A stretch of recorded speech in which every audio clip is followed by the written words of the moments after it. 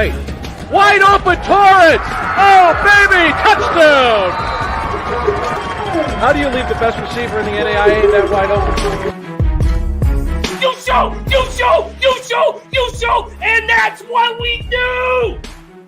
Cash! You're proud of me? And it's caught! Oh my goodness! Troy Torrence comes down with it!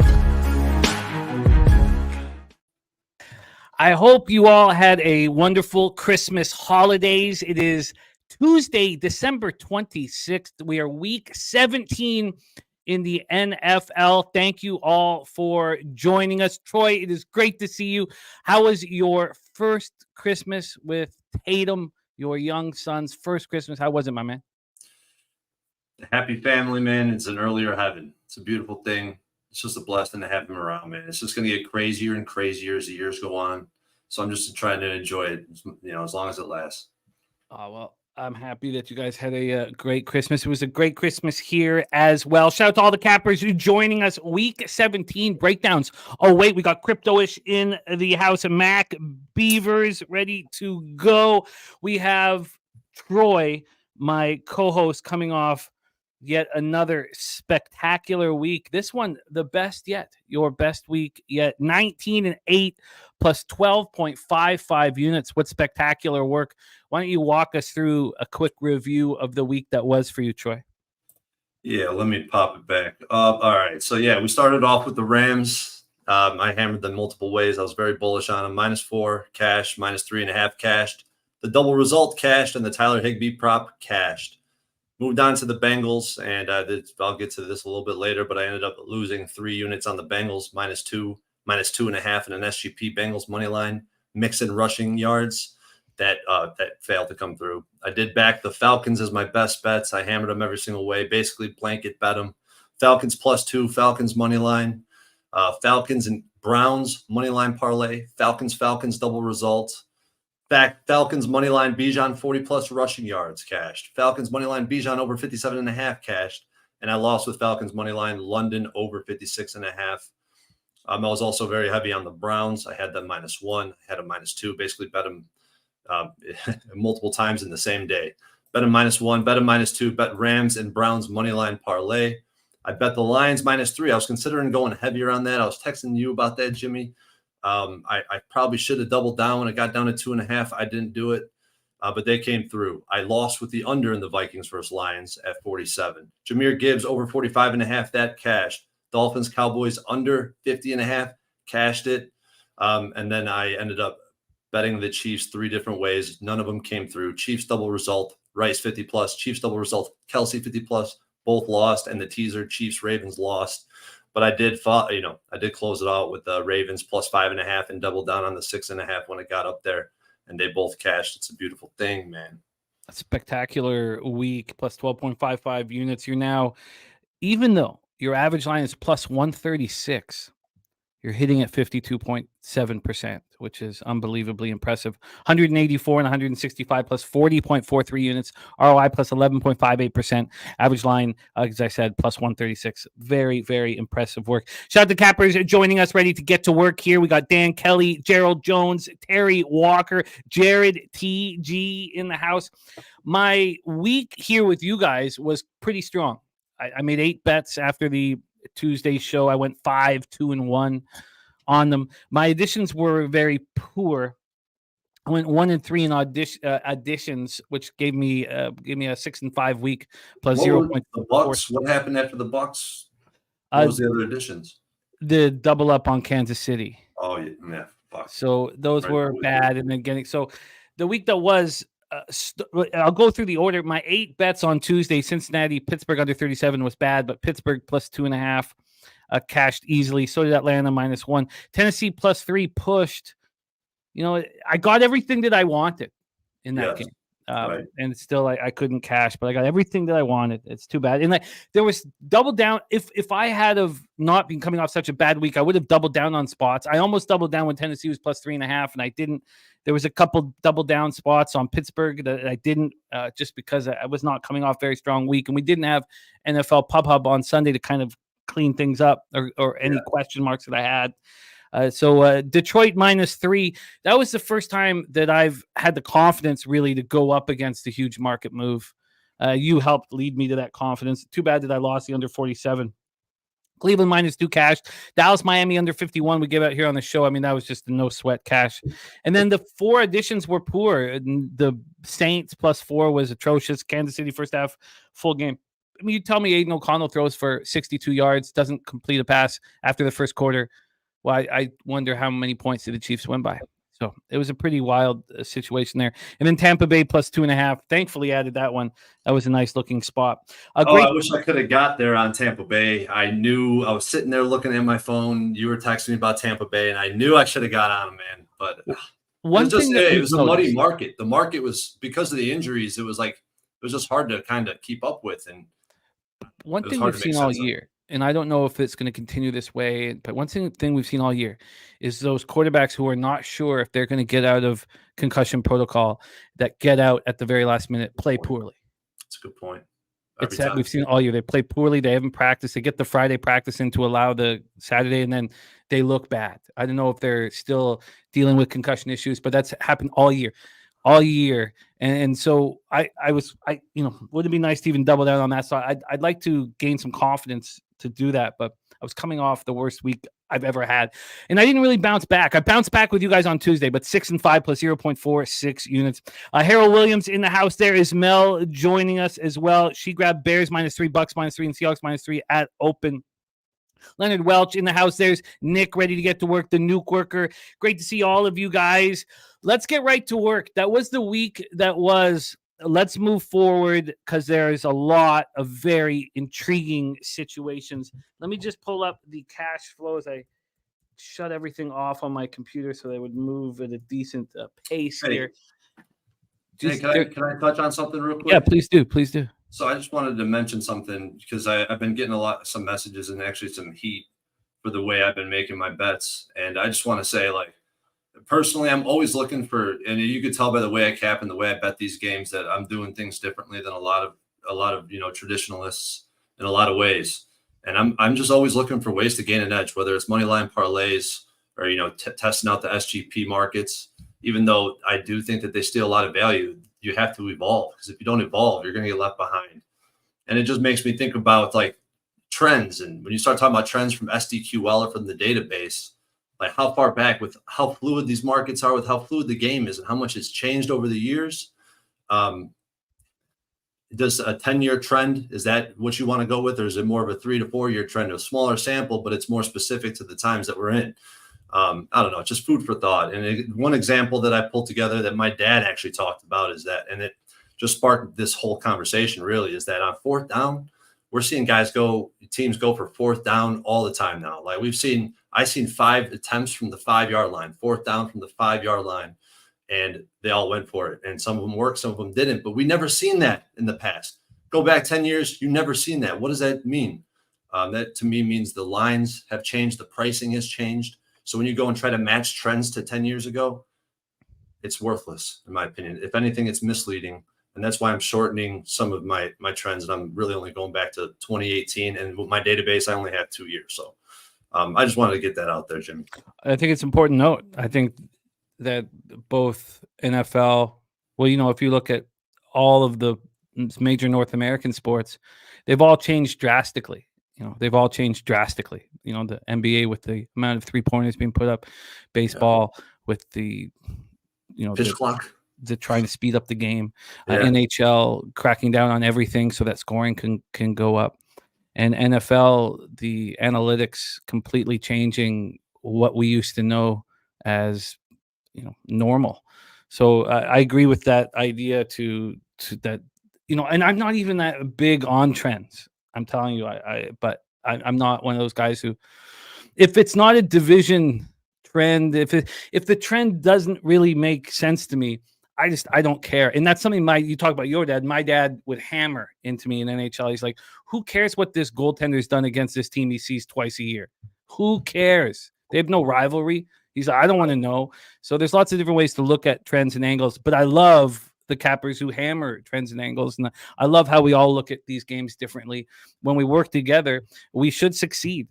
And I expect us to do that here in week 17, because week 18 is very tricky. And I try to keep my volume down as much as possible in week 18, but not here. Week 17, let's fire away. Let's let Dan Kelly roll us into it. He says, I don't know how the Browns don't win by double digits. Short week. Jets can't get up for this game in Cleveland between the holidays. Let's roll. Cleveland Browns Stadium in Cleveland, Ohio. These Jets 6-9, 2-4 on the road. At the Browns 10-5, 7-1 at home. We're in Browns Stadium in Cleveland, Ohio, and the weather's great across the board here again. So we've really not had to deal with very, inclement weather this year much. 44 Fahrenheit, cloudy, 3 miles per hour. It's balmy and beautiful in Cleveland. Let's take a look at the line history here. We will start with the side. We're going to be using Pinnacle's openers and closers, but Pinnacle was very late putting out action here. Are they finally up? I'm not seeing any still. Let's see. Pinnacle, a very cautious book. They claim that they don't kick out winners. Now they do limit them, but they're very. That's the thing, and this to me is very telling too about what book, and this is why my database is all predicated on Pinnacle, is because everyone, in my opinion, all these lines are waiting and they will move as soon as Pinnacle starts opening their lines. You'll see a reaction from the broader market. I've actually noticed BetChris actually is kind of an originator of line movement in some cases. But BetChris, Bookmaker, together, they're great books. They're very sharp books. But let's use BetOnline. Now, BetOnline is going to make this a little trickier and probably take us a little bit longer because BetOnline opened up, last Tuesday. They opened up last Tuesday for these games. So they're always 12 days in advance. So we'll talk about what it was on Tuesday, but then we'll go to what it moved on Sunday night. So we'll talk about the two different things. And maybe that's going to be more helpful for us in the long run. Also, don't forget we have our BetOnline poker tournament this Friday at 8 p.m. Eastern, our holiday poker tournament, $50 buy-in tournament. Please join us here with our friends at BetOnline. If you don't have an account at BetOnline, if you open up a new account, they will match you if you go through our website, 100% up to $1,000 bonus. So this opened up with these Jets plus 5.5, and then on Sunday night it moved to 7. Moved to 7 at -110. It's now 7 at -115. It got up to 7 at -122 around midnight. So we have had, in the last 20 hours. Actually, in fact, this moved to 7.5. I missed that. This moved to 7.5 this morning. So this was 7.5 only for 10 minutes, but it did move to 7.5, but now it's 7. So we've had a 1.5 move towards these New York Jets. From a total scenario here, we're dealing with a 36. It opened up at 35. It dropped down to 34.5. This was before the game started. Then on Sunday night, they moved it up to 36. They moved it to 36, which is where it is right now. It was at 35.5 earlier today, but still we've had to move to the over. So a slight move to the over and a legit move towards the Browns. 64% of the tickets are on the Browns and 52% of the cash. Then you have 57% of the tickets and 90% of cash. I don't want to interrupt, but did you say that the move was towards the Browns? I think you said at first the move was from 7.5 to 7 at BetOnline. Wait, did I miss that? It will depend on how you want to look at this and depend how you want to judge this. So this opened up at 5.5, and then it moved to 7 on Sunday. So that was the 1.5 move towards the Browns. And then at this point, it's moved 5 cents towards the Browns since it opened on Sunday night, since it kind of reopened, I could say, on Sunday night. So we have a 5-cent move since Sunday towards the Browns. We have a 1.5 move since it opened 12 days ago towards the Browns. And let's take a look at the cash flow then here for this one. From a cash flow perspective, we have 57% tickets and 90% of cash on the under. We don't see that moving in the marketplace. It's already a very low total. And then, as I said, it looks like some sharper bets are on the Jets, 36% of tickets and 48% of the cash.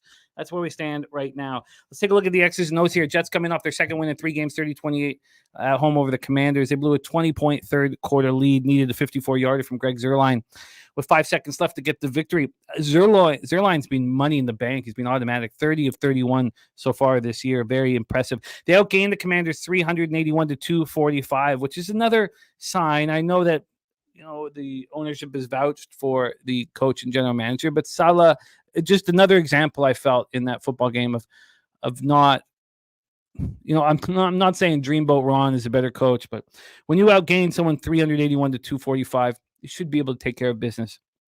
Simeon was better than I expected, and they threw more than I expected. 27 to 49 for 217 yards, touchdown and a pick. He also ran 4 times for 18 yards and lost a fumble. Breece Hall ran 20 times for 95 yards and 2 touchdowns, caught 12 for 96. We haven't seen Breece Hall erupt like that often this year. Garrett Wilson caught 9 for 76. They were just 4 of 16 on third down. We've been talking about how pitiful they've been in third down all year. They're last in the league, converting 25.4% of third downs. As usual, they struggled in the red zone, and we've seen that all year. They went 2 of 5. This is the worst red zone offense in the league. The pass rush inexplicably couldn't get pressure on Sam Howell despite the weakness of the Commanders' offensive line. Jets finished with 1 sack and 4 quarterback hits. They are far and away, I already touched on far and away the worst red zone team in the league. The defense let the Commanders go 4-4 in the red zone. That's not an issue with the Jets. They've been great in the red zone all year. I think we can put a line through it. It's an anomaly. It's an outlier. They held the Commanders to 3 of 12 on third down. They're not that good on third down defense, but they're a great red zone defense. Browns coming off a 36-22 victory at Houston. They will clinch a playoff berth with the victory. That is the biggest psychological angle on this game. And this is why Dan Kelly's saying, why don't the Browns win by double digits? The Browns have a chance for their second postseason appearance since 2002. I mean, this is a huge carrot dangling in front of these Cleveland Browns. The Browns outgained the Texans 418 to 250. Joe Flacco 27 to 42 for 368 yards, 3 touchdowns, 2 interceptions, has thrown 10 touchdowns, but 10 touchdowns in 4 games and 7 interceptions. I mean, he's just letting it all hang out. You can tell this guy is getting the last starts of his life because he's leaving it all out on the field. Amari Cooper caught 11 for a franchise record, 265 yards and 2 touchdowns. It was also the most receiving yards in any NFL game this year by anybody was Cooper. He has 1,250 yards. That's the first receiver in team history with consecutive 1,000-yard seasons. The running game did very little. We're getting used to that. Jerome Ford, Pierre Strong Jr., Kareem Hunt combined for 27 carries for 58 yards. They were 6 of 16 on third down. They're 29th in the league, converting 31.5% of third downs. Flacco has thrown for over 300 yards in 3 straight games. But, and this is important, during this stretch, the Browns have been worse on third down than they were before. They're converting just 28% of third downs with Flacco. I believe that's 4th worst in the NFL over that time period. I thought I wrote it down. They were 4 of 6 in the red zone. They're 15th in the league, scoring touchdowns, 55.6% of red drives. They're 60% with Flacco, so he's better there, but he's not cashing the third downs. The pass rush finished with 3 sacks, 6 quarterback hits, held the Texans to 5 of 15 on third down. As Troy's talked about all year, this is the best third down defense in the league, allowing opponents to convert 28.7% of third downs. And at home, which is where they are here, they're even stingier. At home, this third down defense is absolutely spectacular. They allow conversions just 23.2% of third down opportunities. The Texans went 2 for 2 in the red zone. I don't understand how a team can be so good on third down, so good overall defensively, and so bad in the red zone. They're 3rd worst in the red zone. They allow opponents to score touchdowns on 70.3% of third down opportunities. And over the last 3 games, the Cleveland Browns are the worst red zone defense in the entire NFL. They have not stopped 1 red zone drive in 3 games. Can you believe that? Opponents are cashing 100% of red zone drives in the Joe Flacco Browns era. That's what they're doing, which is unbelievable. Which you would think then maybe this total is too low, even though we see big bets on the under. Koromoa and Harmon each had interceptions. To add another layer of difficulty, Dustin Hopkins hurt his hamstring while trying to chase down Dameon Pierce 98-yard kickoff return. He's out. He was out for the remainder of the game. They also lose their punter, Corey Barocas, to injury as well. So Hopkins is out. So they went for it on 4th downs. They attempted 3 2-point conversions. It didn't hurt them here in this game, but will it hurt them this week? Martin Emerson Jr. injured his shin in the 3rd quarter. He's expected to be good to go, but his team has so many injuries. This offensive line so banged up. Ethan Pocic, guards Wyatt Teller and Joel Bitonio, offensive tackle Jaron Christian are all questionable. Jedrick Wills, DeWan Jones, Jack Conklin already out for the season with injuries. There's a ton going on in this football game. This is not as simple as it looks at first. There's so many layers to it. Take it away, Troy. Our Thursday nighter, the Browns with the opportunity to clinch a playoff berth against the Jets. Yeah, I think everybody knows where I'm going with this game at this point. With this team, this Browns team, I feel like one of my biggest pre-flop bets or future bets was on this Browns team to win the division. I feel like I was I was ahead of the market. I definitely feel like I was there, but obviously with all these injuries, they just couldn't get there. I mean, they're having a great season. And I think to your point, I think you're right. I think this total might be a little bit too low. The Browns are dropping back the pass way higher than they're expected to be. And this is consistent, right? This is not just a blip on the radar. They're dropping back to throw it. And luckily in this spot, we get the Jets off a win. I think the Jets were lucky Jacoby Brissett didn't start that game. He led the Commanders to 3 consecutive touchdowns against this Jets badass defense, which just blows my mind. This Jets team, I just can't get over it now. After watching them, I backed them many times this season. I actually had a max play on them against the Broncos weeks ago. So I've watched this team ad nauseum at this point because Robert Saleh, and I know my boy Jose Bouquet is listening in the background right now. He likes Robert Saleh. Well, he dropped Simeon back 50 times. Dropped him back 50 times. This team was up over 20 points against the Commanders, and he continued to drop him back. This guy Simeon had a 28 PFF grade with an 8 out of 3.6. I know he met a lot of people's expectations, and I haven't gone back and watched that film. I didn't watch that game live either. And with Christmas and everything, usually I have watched all these games that I'm talking about. I haven't watched this one back yet, but I guarantee you he's missing reads. And here's the problem with this whole team is that this offensive line is just terrible for the Jets. They grade out worse in the NFL. They look every bit as bad as the New York Giants. Both New York teams, just their offensive lines are just pitiful. But what's the explanation behind dropping Simeon back 50 freaking times? I can't explain it. And to me, the only logical explanation is that they're trying to lose the game, that they're trying to tank 50 times with this crappy. It's just unbelievable. I just can't see a scenario. I could see a scenario. It's the NFL. Shit happens all the time. But it's just hard to build a case for the Jets to win this game. All the Browns have to do is limit turnovers. 1 turnover. I'll give them a leash because I can't expect 0 from this Brown team. I know to have a leash of at least 1, right? Limit turnovers, pressure the QB. This offensive line is terrible. Dan Kelly talked about it in the chat. We got revenge from a year ago for the Browns, not only for the Browns, but for Flacco against his old team. This Browns team has everything to play for. You talked about it, Jimmy. They're trying to dangle the carrot of the playoffs out in front of them. This is not a franchise that goes to the playoffs. This is at home where the Browns have been great. And I'd love to be sharp in a spot like this. Actually, when I first seen this line, I originally leaned towards the Jets, but I have no reason to be scared of the sharp action in this game. Home favorites between 7 and 8 with 60% of spread bets are 12-1 straight up, 6-6 ATS. But the more public the play is, the more they cash. The more public the play is, the more they cash against the spread. And if you narrow it down to after week 10, 5-0 straight up, 4-1 ATS. Since 2018, home favorites between 7 and 8 after week 10 against the opponent off a win. 12-6 ATS, 15-3 on a teaser. This Browns team is going to be my anchor for a lot of bets this week on the money line or on teasers. I already bet the Browns-Rams teaser. Got the Browns down to -1, the Rams down to -0.5 point.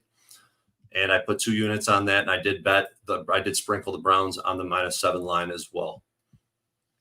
Are you making both of those official here? Is there enough of a unit on it to? Oh yeah. As long as anything over, I put 2.25 units on some plays that are like plus 400, plus 3, big payouts. Pay on pay 0.25 to win 1 unit. Those are the ones that we talked about after I think it was week 4.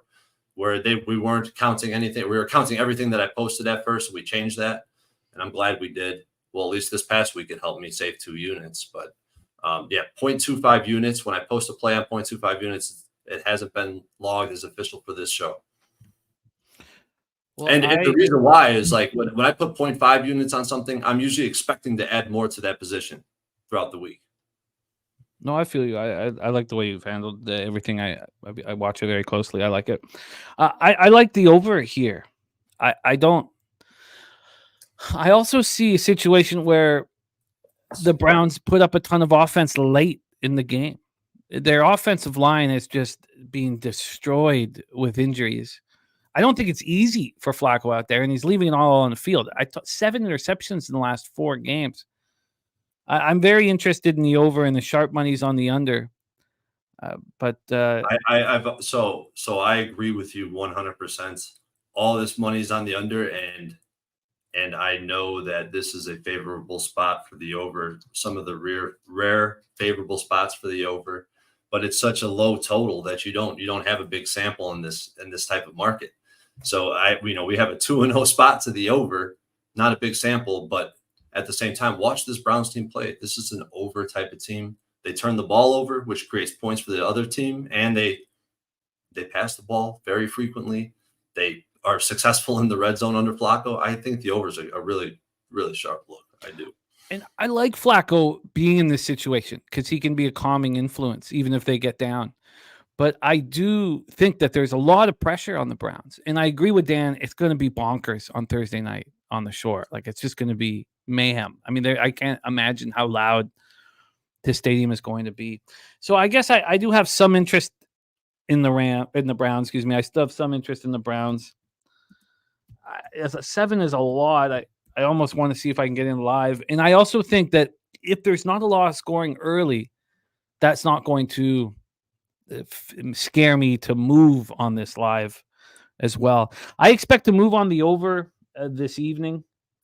It's up to 36.5 now at 365. We have big bets that have come in on the under, but I just, the third down success and the red zone success, it gives you clear ideas of how things are going to go. And that's why, that Titans Seahawks game was so according to, and we have such a sample size of information now to deal with that I could have told you what the final score was going to be in the Seattle Carolina game. I was just hoping that it was going to flip. And that was still with the high scoring fourth quarter.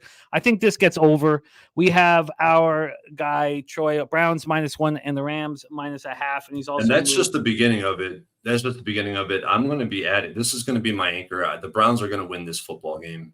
I just, despite some. And there's always circumstances where they're not going to win the football. There's things that could happen. Look at the Chiefs game, right? So things could happen, but I'm very confident that the Browns win this game. And I'm curious to see who they sign to kick. Oh, Dan Kelly called it out. They signed the backup or maybe a practice squad kicker from the Lions. Okay. So they have definitely signed somebody at this point. Yeah, they've been doing tryouts for 48 hours. So, but did you see there's three occasions where the starting kicker has gotten, I'm talking kickers, not punters. The starting kickers have gotten injured. It was the Texans, the Browns, and I forget the other game, but all three of them, they ended out netting out way better than they would have if they had their kicker. It's just food for thought. I don't know. It worked out for the Browns fine, but still, I know. If there was a tighter spread, you'd be more concerned. With a bigger spread, that you can run. All right, we are locked in here for the Thursday night. We got to speed up the pace. We have 15 more games to cap. Thank you guys all for joining us. It's great to hope you all had a wonderful holidays. It's great to be back in action with you guys. Got a big last few days here of 2023. So let's go get that cash. And Dan Cuz says Riley Patterson missed 2 extra points for Detroit a couple weeks ago and was cut. Harold Williams says Patterson sucks. Detroit didn't trust him to kick. Oh, sorry, didn't trust him to kick over 48 yards. Well, luckily the Browns only going to need 10 points to cover this spread.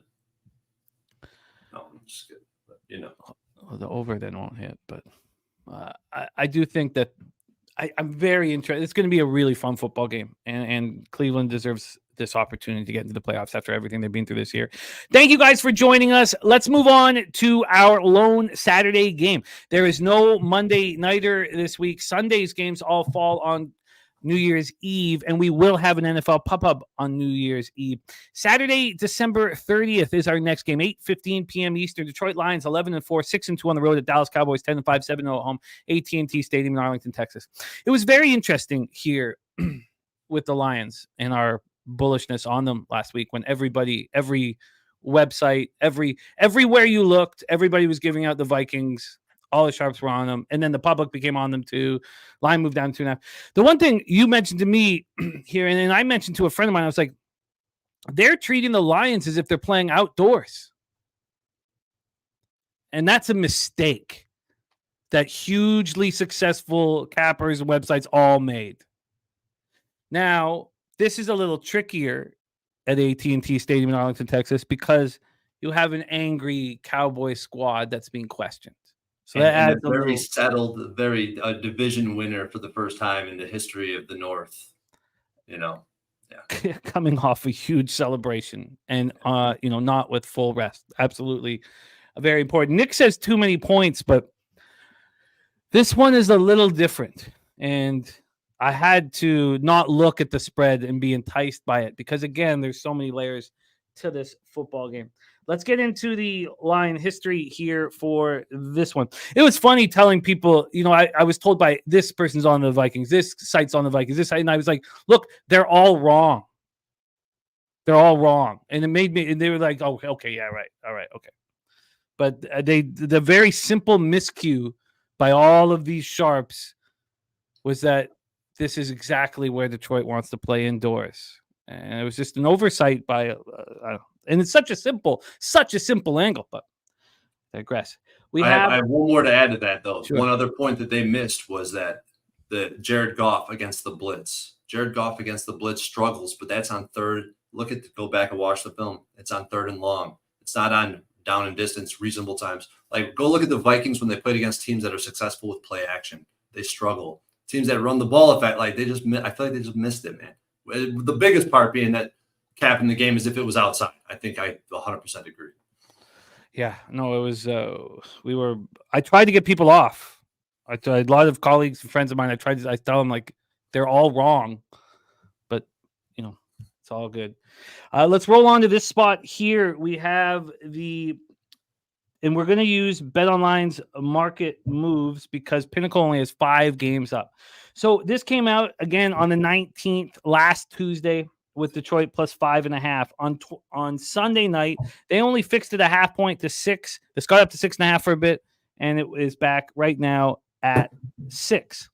Let's get into the total here for this one. From a total scenario, we're dealing with a very high 53.5. It is juiced to the over.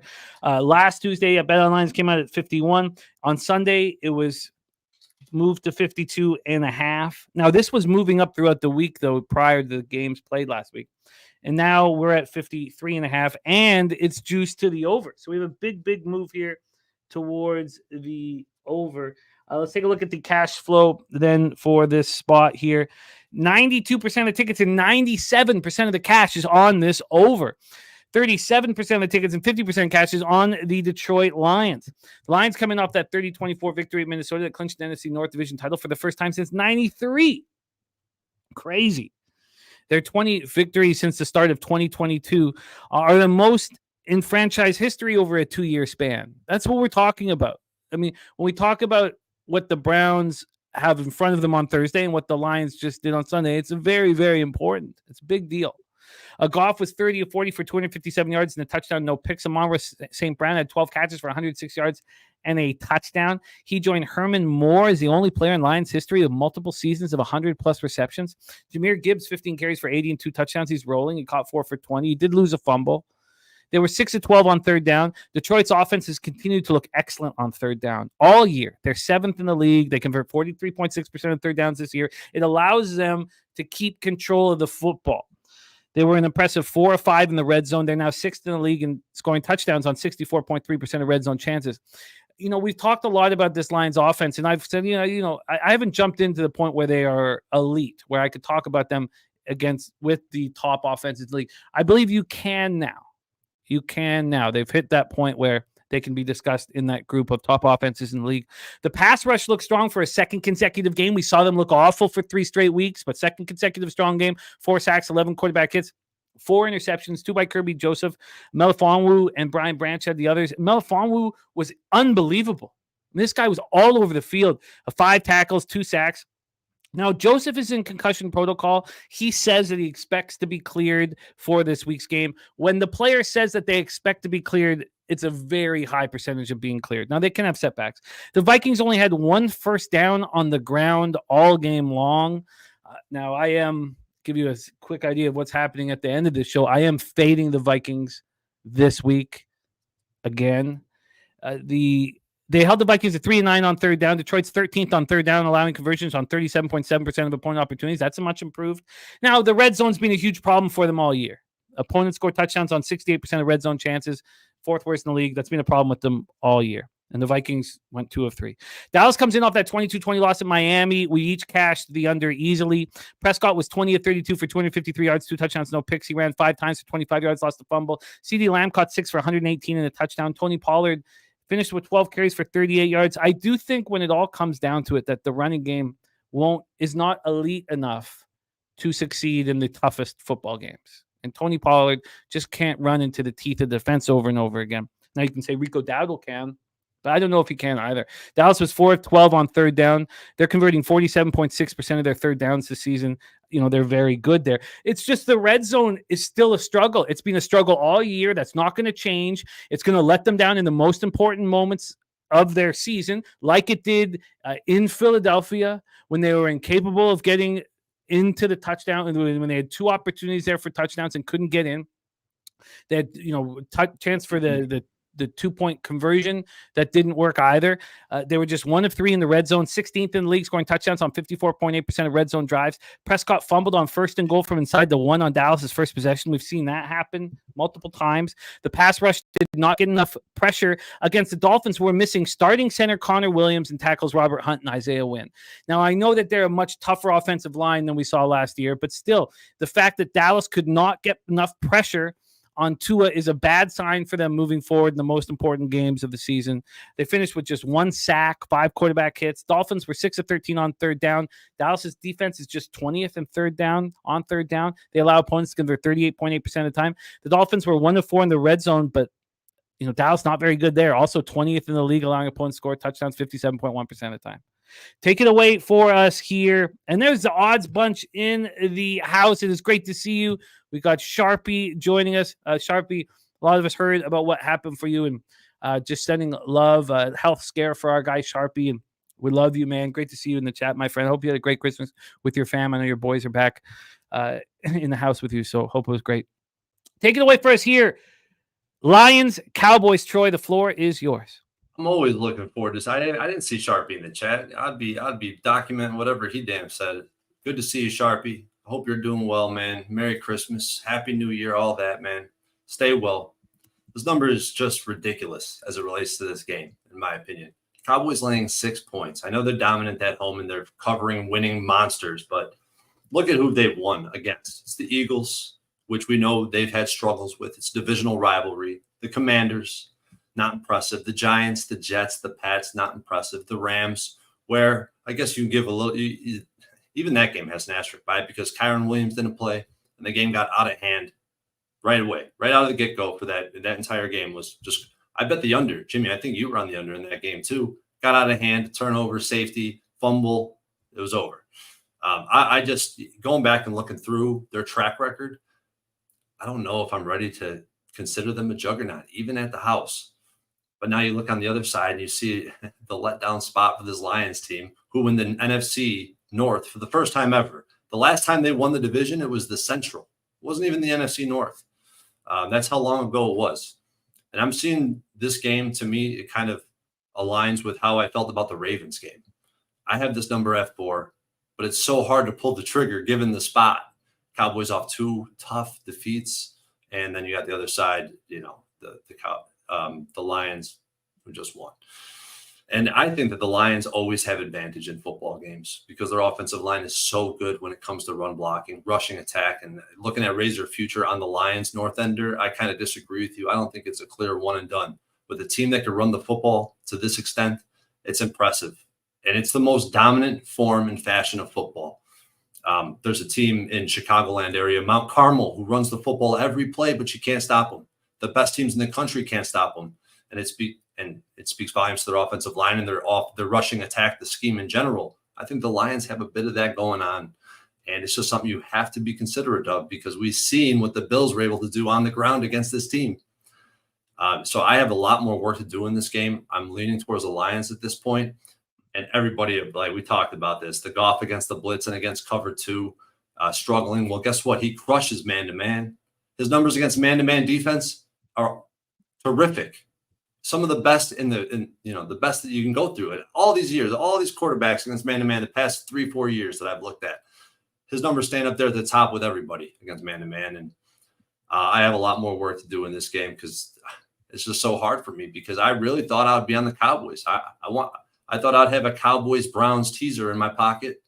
It's definitely not the case. I think it's a classic Cowboys win but don't cover type of spot. And that's really all I got at this game. I'm going to have a bet on this game in some way, shape, or form, but I don't have one yet.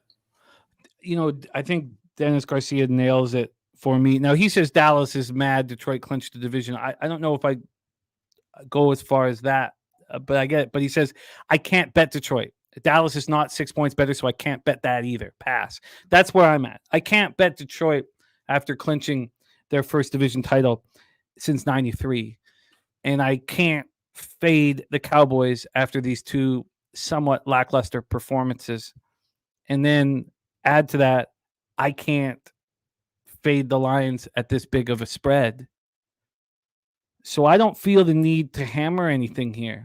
And then when you can run the ball efficiently and you could use play action to what the play action does is not only are you sucking the safeties and the linebackers down, but the defensive line has to react to the running game, to the play action. Like it holds the defensive lineman back. It helps the offensive line protect the quarterback. If they're running the football effectively, the 6 points is way too much. So will the Cowboys stop the run? That's the question here. Will the Cowboys stop the run? And that's what I'm going to do a little bit of work on over the next few days. Terry Walker says, didn't the Lions clinch a spot? Why would they go hard? Because they could still have the number 1 overall seed in the NFC. Now, the Niners would have to lose a football game. But this Lions team is fighting for the best possible scenario in the playoffs. They're going to have fight in them. The fact that the issue is what happened with them last week. This is a fascinating football game. This total is extremely high, but I understand it. I think that the running game is going to be crucial for both teams, to keep the opposition off the field. Vincent Hawkins loving the Dallas team total over in this one. And we move on with no action from us. Sunday, December 31st, New Year's Eve. NFL Pub will be right here, rocking and rolling. 1 p.m. Eastern. New England Patriots 4-11, 3-4 on the road at the Buffalo Bills 9-6, 6-2 at home. We're at Highmark Stadium, Orchard Park, New York. 37 Fahrenheit, cloudy, 3 miles per hour. Let's get into the line history here for this one. Again, Pinnacle has only put out 5 games right now. So we are going to be discussing the Bet Online market moves here. And don't forget about our Bet Online poker tournament this Friday at 8 p.m. Eastern. This Friday, our holiday poker tournament. I can't wait. Jose and I will be hosting the live stream for that. So please join us. Let's roll. Game number 1 here on Sunday. Patriots, Bills. Patriots sitting as 12-point dogs. Now, this opened up at 13.5 at BetOnline last Tuesday, and then it didn't move until Monday morning at 9 a.m. It moved 1.5 points here towards the Patriots. Patriots now at plus 12. Let's take a look at the total here for this one. From a total scenario, we are sitting here with a 41. This opened up at 40. It went down to 39 again. Now it went to 39 Wednesday, so it went down 6 days ago. And then Monday morning, it corrected itself to 41. That's the total right now. Let's take a look at the cash flow for this spot. Patriots, Bills. 55% of the tickets, 59% of the cash on the Buffalo Bills, 78% of tickets, and 98% of cash on the under. And yet the correction was moving it up 1.5 points or 2. Let me see how much of the correction that was. Sorry, let me just. Moving it up 2 full points. With all that money on the under, the correction was moving it up 2 points. I mean, this is crucial, wild information. The Patriots coming off a 26-23 win at Denver. Chad Ryland kicked the game-winning 56-yard field goal with 2 seconds left. He's came in as the worst full-time kicker in the NFL this season. He's hit 13 of 20 field goals, 65%, and he'd already missed from 47 yards, and he'd already missed that extra point, and yet he crushes everybody in that stadium, which, whatever. I'm a Canucks fan. I like seeing people lose. Bailey Zappi was 25 of 33 for 256 yards, 2 touchdowns, no picks. He did lose a fumble. Demario Douglas caught 5 for 74. Parker caught 4 for 65. Zeke ran 12 for 27 and caught 9 passes for 33 yards, 1 touchdown. He was still talking as if he was Jim Brown after the football game. The guy lives in a dream world. He just lives in the dream world. He clears one defender by jumping over him, and he thinks he's, Barry Sanders. Look at your numbers and shut up. Patriots only had one rushing first down all game. One. And Zeke's talking as if he's a god. New England, 30th in the league on third down, converting just 31.3% of third down opportunities. It's important to note that we've seen New England put up points the last few games. This is why I had to talk about this in the Cleveland Browns spot. It's important to note that over the last 3 games, New England is the worst team in the NFL on third down. That they're worse than they've been all year. So don't let these points that we've scored sort of cloud your judgment on this offense. They're converting just 23.7% of third downs over the last 3 weeks. Now, they were 2 of 3 in the red zone. They've been a surprise in that department all year. They've been good in that department all year. 57.6% of red zone drives they've cashed. Christian Barmore was unbelievable. I mean, he was the best player on the field. He finished with 8 tackles, 3 sacks, 4 quarterback hits. He disrupted everything. He was phenomenal. They held the Broncos to 4 of 13 on third down. They're 8th in the league, allowing opponents to convert just 36.7% of third down opportunities. The Broncos were 2 of 3 in the red zone. They're 7th in the league, allowing opponents to score touchdowns on 48.9% of red zone trips. And if you ask this defense that's missing Matthew Judon and Christian Gonzalez and has been missing for a long time, they think they're the best defense in the league. They do. And their numbers are showing it over the last 6 weeks, 7 weeks. Now, I don't think they're the best defense in the league, but they have confidence and they're playing very well, and their offense not nearly as good as we think it is, or judging by the points, I should say, that they've scored last few weeks. Bills coming off an underwhelming 24-22 victory on the road over the Chargers. It was their 4th win in 5 games. Josh Allen, 15-21 for 237 yards, 1 touchdown, 1 interception. First player in NFL history with 4 consecutive seasons of 40 combined touchdowns, and the second quarterback to reach 50 career rushing touchdowns. Gabe Davis caught 4 passes for under 30 yards and touchdown. He hadn't caught a pass in 2 games. So it's strange seeing him blow up. James Cook ran 20 times for 70 yards, did lose another fumble. He became the first Bills running back to reach 1,000 yards since Shady McCoy in 2017. Bills were 5 of 10 on third down. They're the best third down offense in the league, converting 49.2% of third downs. They were 2 of 3 in the red zone. They're the second best red zone offense in the league, scoring touchdowns on 67.3% of red zone trips. Pass rush had 5 sacks, 6 quarterback hits. They looked very good. They held the Chargers to 4-14 on third down. They're just 16th in the league, allowing opponents to convert 38.5% of third downs. Held the Chargers to 1 of 3 in the red zone. They're starting to look quite good in their red zone defense, now 9th in the league, allowing opponents to score touchdowns on 52.2% of red zone trips. And I don't know how they're doing it. No Micah Hyde, no AJ Epinesa. It's possible that they're back. Well, not Hyde. I think Hyde will stay out because it's the neck that's bothering him. But Epinesa with the rib injury, that's one of those injuries that lingers. Troy can talk about that. They both may not be back this week. And why would they come back when you're double 12-point favorites and you're going to need them badly soon? Because you've already lost Tre'Davious White. You've already lost Matt Milano. You've already lost Daquan Jones. You've already lost Jordan Phillips. Take it away for us here, Troy. Do you see an angle? Patriots, Bills. This was a tough game. Something's wrong with this Bills offense, in my opinion. In the grand scheme of things, something's wrong with the offense. It's evidenced by the variability in the production. When you look at week over week, like you said, all of a sudden, Gabe Davis comes out of nowhere and puts up a massive game like he does from time to time, but it's not very frequent. Stephon Diggs is nowhere to be seen in many, many weeks. James Cook got locked down last week. Just mind-blowing results, in my opinion, from that Bills game. And it was a clear Charger spot. I'm kicking myself in the ass still that I did not back the Chargers. We came out here, Jimmy. We've been backing the Chargers all season. And I feel like we missed a clear opportunity to back the Chargers last week because we were so embarrassed of what happened against the Raiders. And that's something that I won't let happen again. I'll go down with this ship like I should have. But yeah, Bills, like I said, I don't know what to expect from this team right now. They're avenging a loss at home. And I've been backing this Patriots team. I think this is just that time where the Bills just might smack these fools, man. Patriots have been better with Zappy, but Jimmy alluded to a lot of the issues they're still having. Still well below average of a quarterback. Scoring on the Broncos is not impressive, in my opinion. I don't want to be involved in this spread or this side at all at this point. If anything, I would have to take the points with the Patriots because I do believe this defense is good. Maybe not the best in the league, but I do believe they're good and they will cause issues.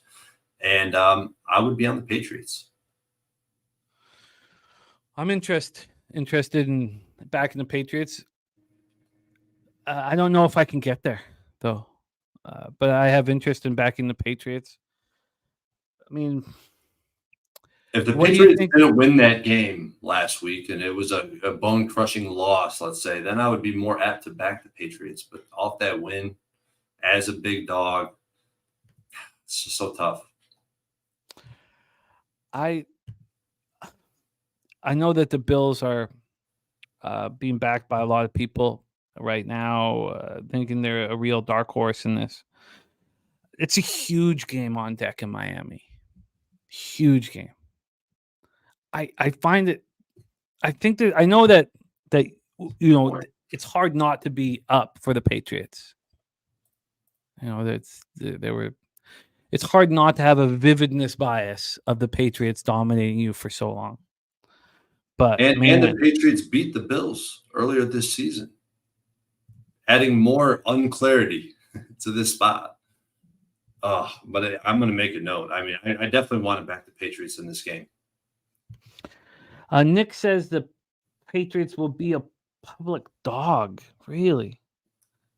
Oh, that's interesting take, Nick. Right now, 45% of the tickets, 41% of the cash. Will they be a public dog?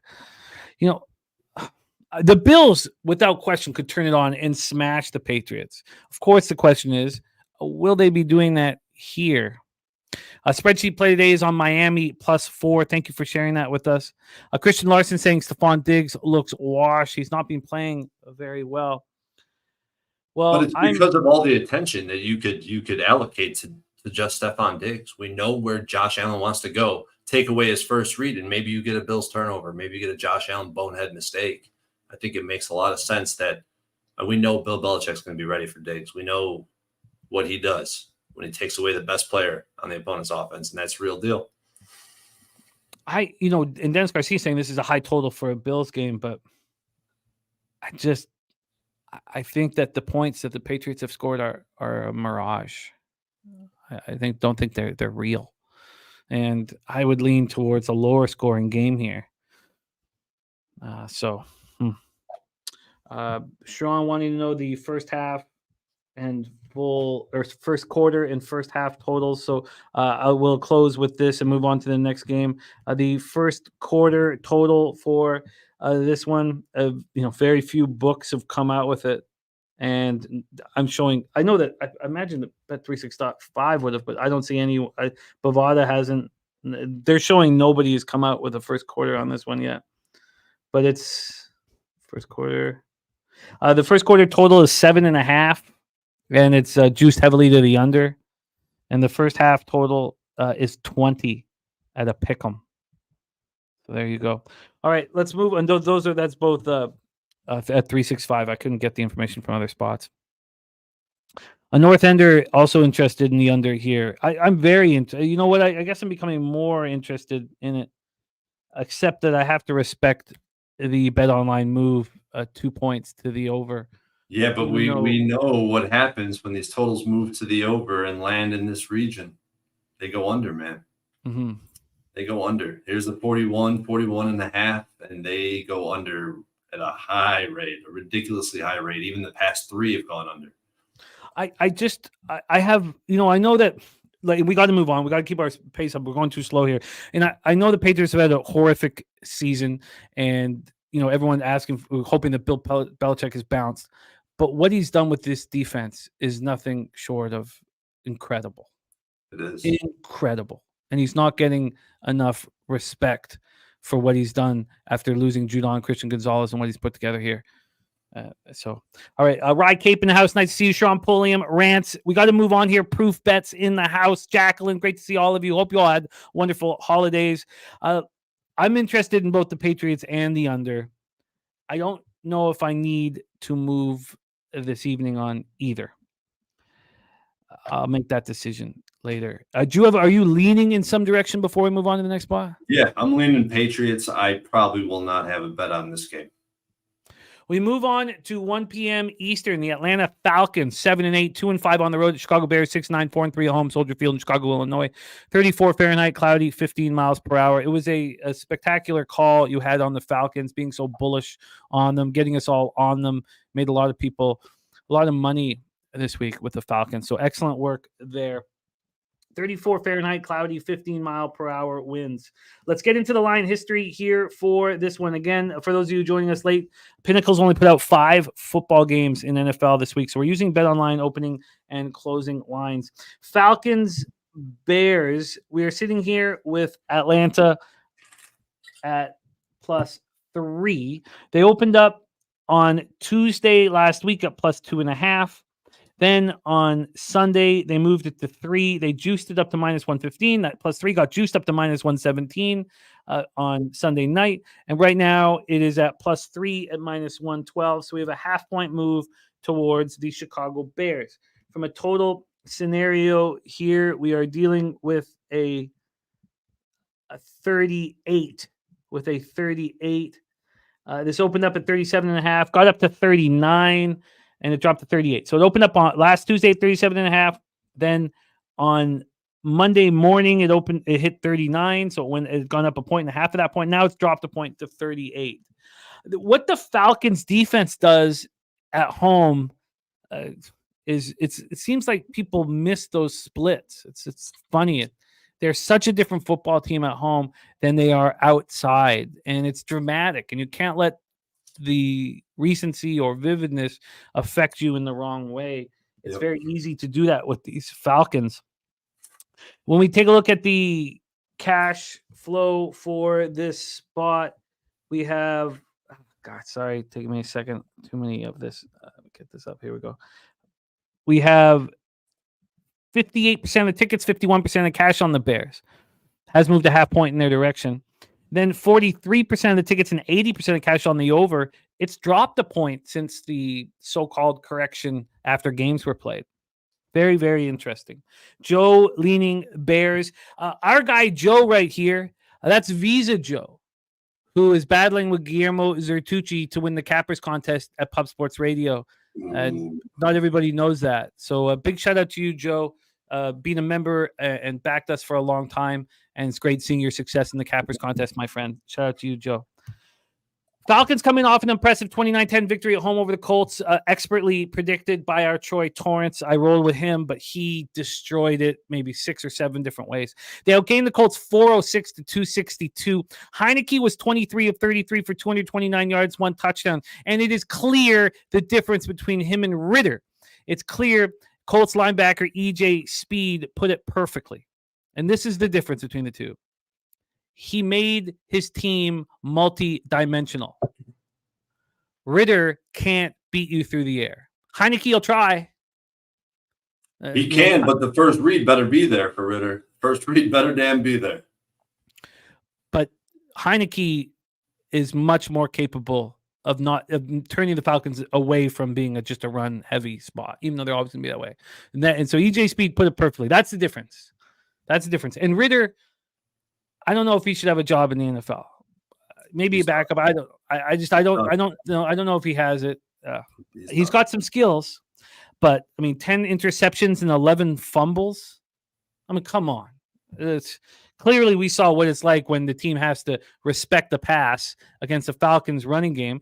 Bijan Robinson, who you also cashed with, ran 12 times for 72 yards, and he led receivers by catching 7 passes for 50 yards.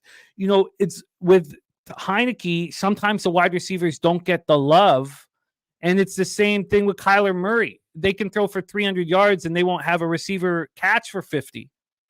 They check down a lot, but at least they force the defense to respect the pass.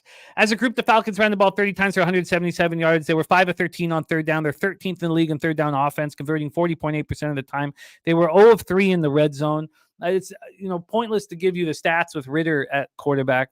We got to see what Heineke will do in the red zone, but he's never been very good there. Atlanta's defense has been so good this year. They gave up the first touchdown on an opening drive all year. And Jonathan Taylor needed 3 runs from the Atlanta one before scoring. Not only that, it was the first rushing touchdowns the Falcons have given up to a running back all season. And it was fluky. It was fluky as hell, too. It took a PI, a bad PI call, to get down to the 1-yard line and then run it in from there. Yeah, and that was the only red zone score for the Colts. They were 1 for 2 there. Atlanta second in the league in red zone, allowing opponents to score touchdowns just 38.1% of the time. They went. The Colts were 5 of 14 on third down. That's where the Falcons are third in the NFL, allowing opponents to convert just 33.7% of the time. And the pass rush was back. 6 sacks, 11 quarterback hits. Jesse Bates had a pick. Bears coming off a comfortable 27-16 victory at home over the Cardinals. The offense looked strong throughout. 420 yards. Total yards. Justin Fields, 15-27 for 170 yards, touchdown pick. He also ran 9 times for 97 yards and a touchdown. Cole Kmet caught 4 passes for 107 yards, despite leaving in the third quarter with a knee injury. Now, a couple tight ends went down. Hawkinson, Kmet. Now, Hawkinson's done for the year. I mean, that was a pretty ugly one.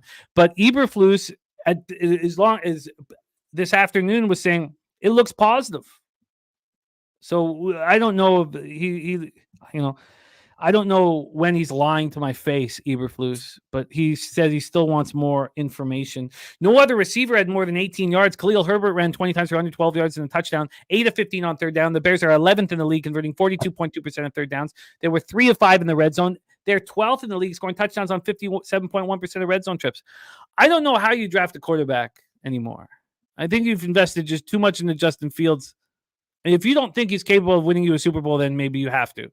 But right now, offense is only going to get better, and they're 11th on third downs. They're 12th in the red zone. The pass rush was mediocre, finishing with 2 sacks and 4 quarterback hits. That's good for what the pass rush was in week 6, but the pass rush should be better since Montez Sweat joined. Cards were 7 of 16 on third down. Bears are 29th in the league in third down conversions, allowing 43.7% conversion rate.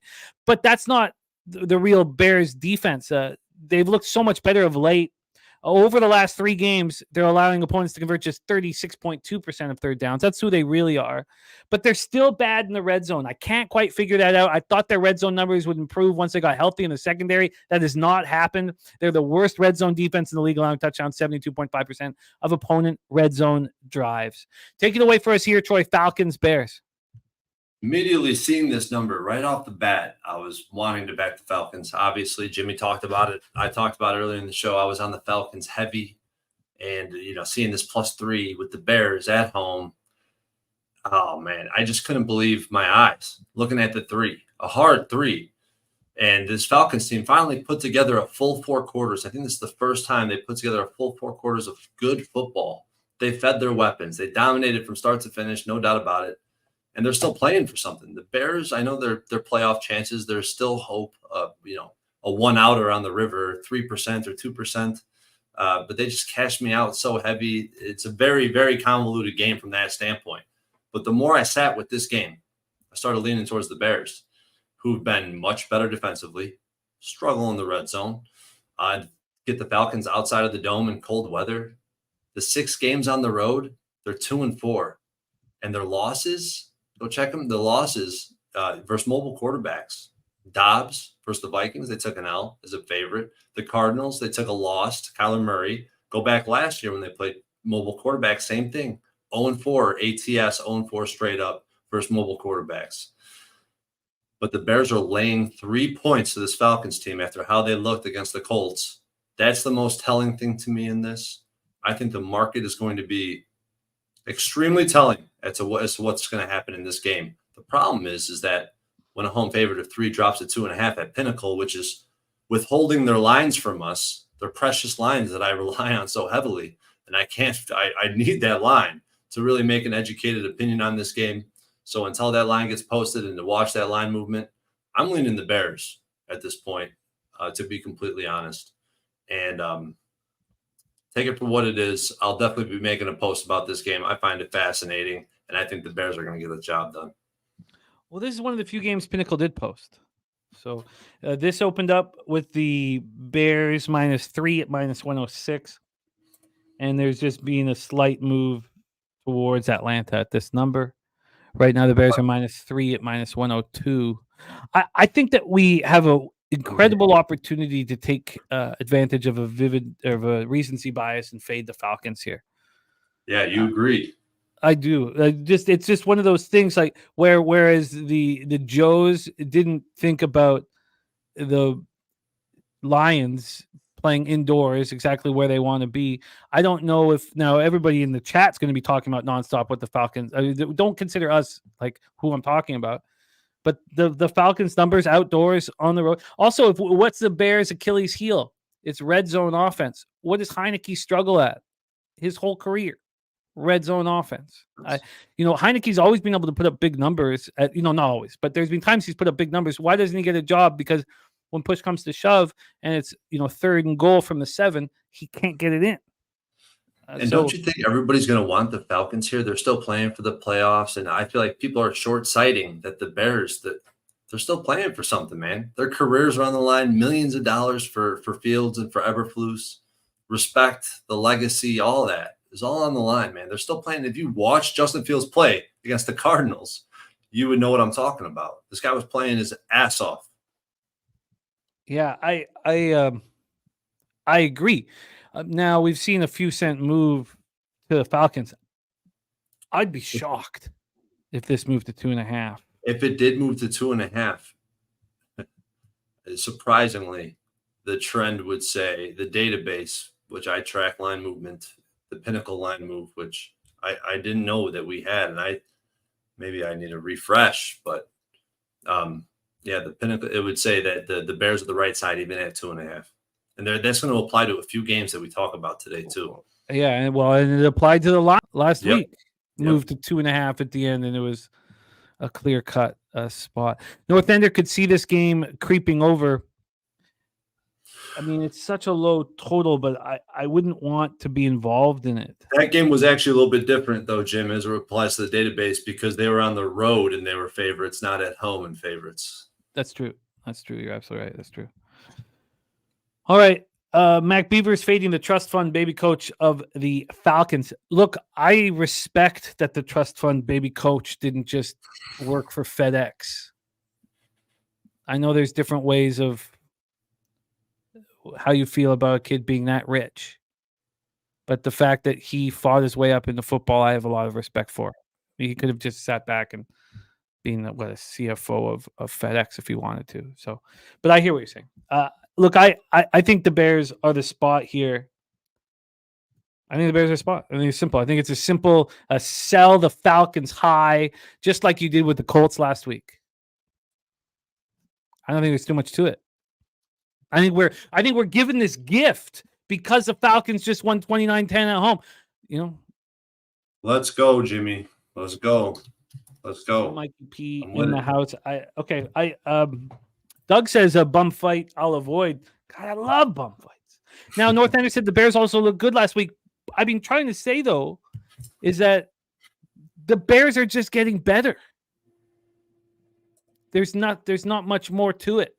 I've been watching their numbers all year. They're just improving across the board, except for that red zone defense for whatever reason. But I hear what you're saying. There's no doubt about that. There's no doubt about the defense in general.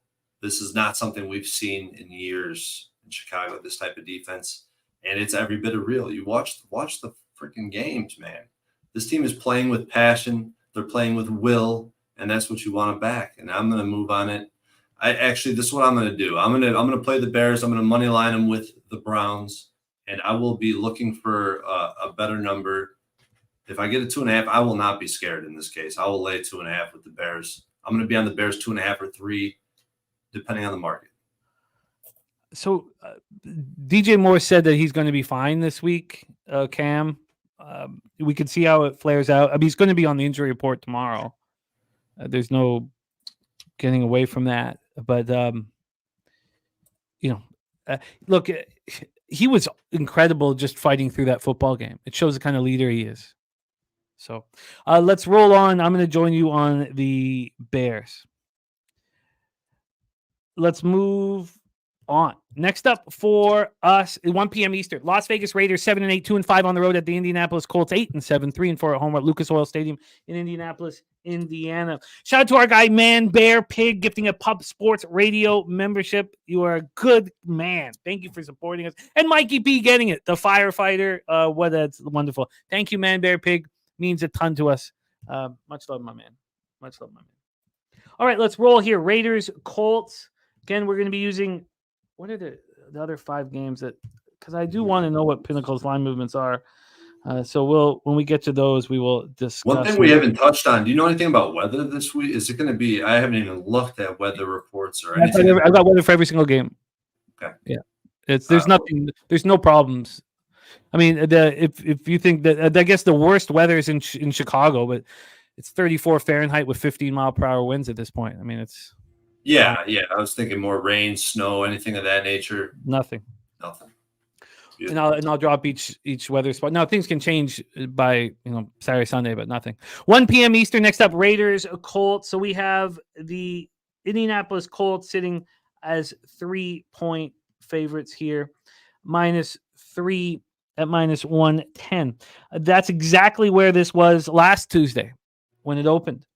Then there was some movement during the week towards the Colts. Then today there was nothing until this morning when there was a move towards the Raiders. And then there was a pretty big move around 5:42 p.m. where the Raiders, that +3 got up to -118, and then it moved back to the Colts. So that's where we stand right now. Almost no movement.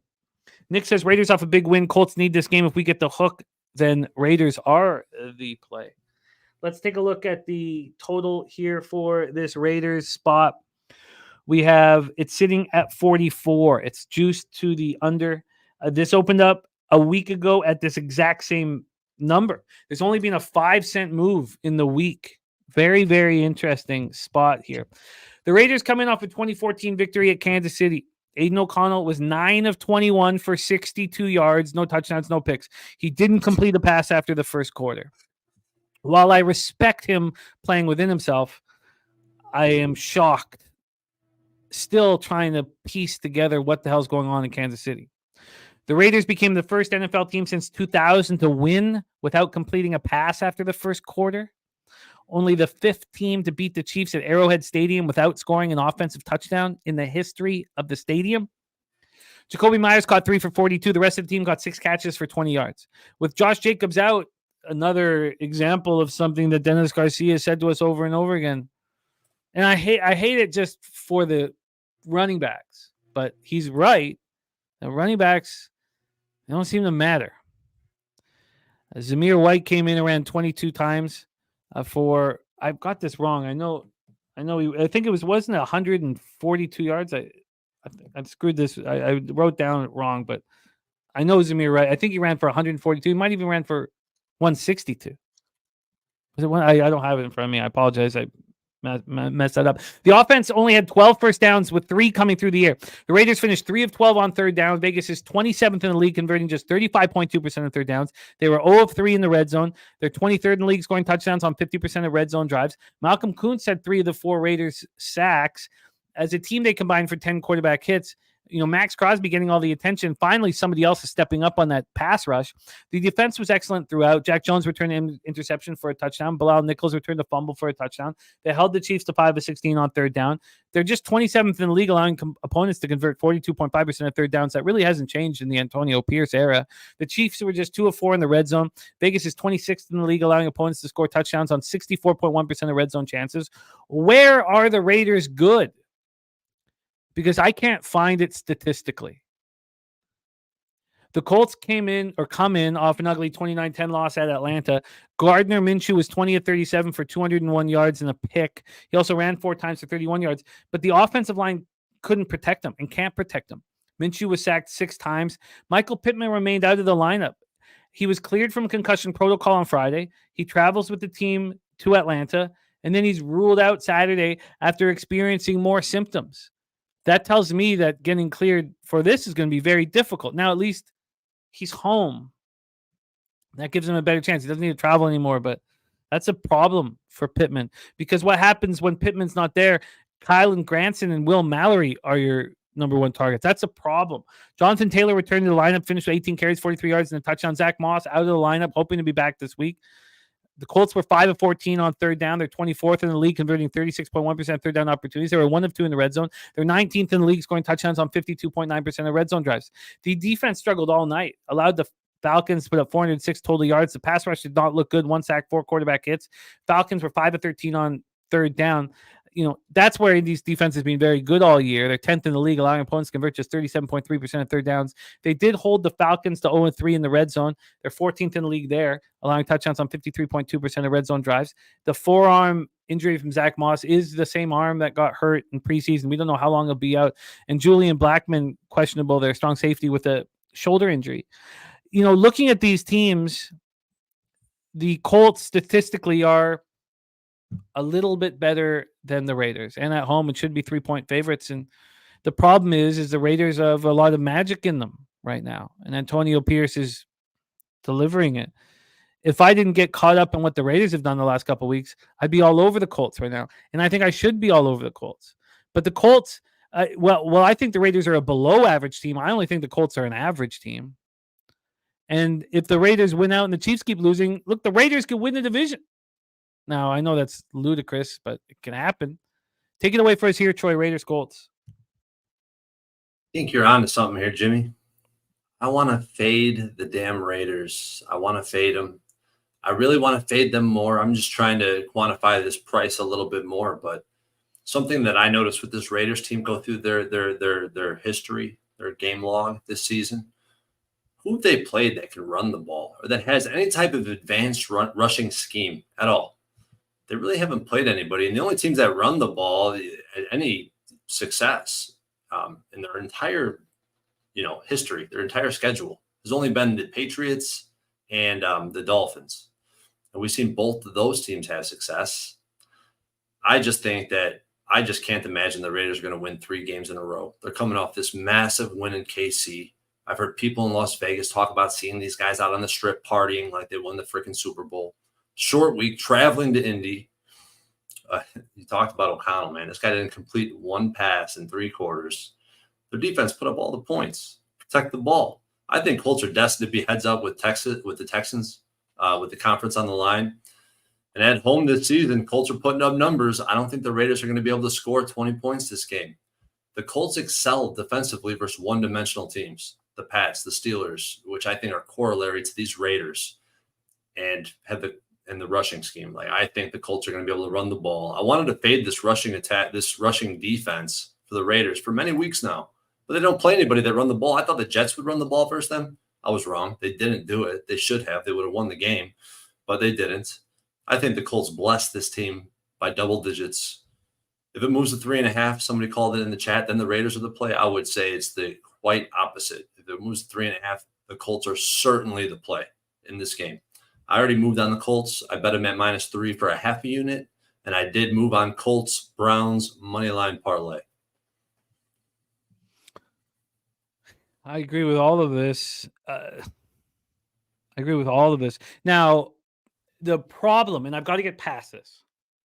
The problem is, Rye Cape and Mac Beavers at the exact same moment said letdown spot for the Raiders. I said that last week, and that's why I haven't moved on it yet. And then the other problem is this has become a real public spot early. 72% of the tickets, 87% of the cash, 72 and 87. I mean, wouldn't we want to see? I mean, we've seen no movement. Does that concern you at all? Yeah. With this market, if this was the market on Sunday morning and when this game was about to kick off, I would say exactly what I told everybody to do in the Panthers and Packers game last week. Very similar spot where we see this number is going to land on 3. If we see a lot of sentiment towards the Colts here and it doesn't move off the 3, it lands on 3 over 50% of the time. I think 3 is a pretty damn sharp number. I have it at 3.5 personally. But that's not like that's driving my decision to back the Colts in this situation. It's really the spot. It's a perfect spot. Perfect spot for an average team to beat a below average team. I mean, I hate to simplify things to that extent. Sometimes that's what you got to do. And, you could say the Raiders just went into Arrowhead and beat the Chiefs, but you'll hear what Troy thinks about these Chiefs, and others have said the same thing, and I feel like I hurt you with your Chiefs action last week because I thought it was a get right spot against the Raiders team that was going to come crashing down, and I was very wrong. I seen it the same way, and the database signed off on it. So it wasn't. It definitely. Like when I see Jimmy the Bag on something, I respect it immediately. So obviously, it had some type of influence, but not as much. Man, I pulled the trigger myself. God, I came into that game 6-3 on the week, and Oh God. All right. Okay. So I'm going to join you here on the Colts, and you have already moved on the Colts -3. And what was your parlay? Also Colts Browns. and both on money line. And yep, that Colts Browns is +118. Okay. My average line is starting to drop, and I think it's just a matter of time. It'll probably end up around towards the end of the season around -120. But I'm happy with where it currently is. -120. It's impossible. I mean, +120. Okay, yeah. It's an extremely impressive line, average line. It's very impressive. Reminds me of my old days in NHL when I only did puck lines. Very impressive. Let's roll on. Next up for us, 1 p.m. Eastern, LA Rams, 8-7, 3-4 on the road at the New York Giants, 5-10, 3-3 at home, MetLife Stadium in East Rutherford, New Jersey. 41 Fahrenheit, partly cloudy, 3 miles per hour. When I was watching the Rams Saints game, when I watched Stafford run to his left and sidearm that toss, I don't know if you guys remember the moment, but he sidearmed like Bernie Kosar while running and then threw it back, but not across the field, but back, maybe 8 yards. And I think it was to Puka Nacua, and I don't remember Stafford ever playing this well in my life. And you get to a point where a quarterback and a head coach have found a level of symmetry that's just phenomenal. And what they've done with this team this year has been spectacular. I don't know. I mean, we talked so much last year about when Staley was watching tennis. We were wondering, what do you think McVay's doing right now? And he's just got one light on in his office and not leaving. It's extremely impressive what he's done. This has got to be the most impressive story of the season, is this Rams team. Do you agree? That's a good question. Do I agree? I think that the Browns might be as impressive or even slightly more. But I agree that they're the two best coaching performances, I think, that we've seen this year. Okay. I mean, we can't talk. We got to keep rolling. Got to keep this tight. But even Baker Mayfield is blowing my mind. Oh shit! Yeah, Baker. Good point. But yes, I think that the Browns and the Rams are in a phenomenal story. So let's go here. 41 Fahrenheit, cloudy, 3 miles per hour. Let's get into the line history here for this. We have the Rams as 6-point favorites over at Bet Online. This opened up at 5.5 last Tuesday, and then on Sunday, well, there was already a switch, I guess. Sunday morning moved to 6 at that point, but -6, -115. The Rams with a rest advantage do have to travel across the country here. From a total perspective, we're dealing with a 42. This opened up at 41.5. It dropped to 40.5, and then on this morning, it moved 1.5 up to the over. 1.5, big move towards that over. So Rams come in off. Oh, let's take a look at the cash flow quickly here for the Rams spot.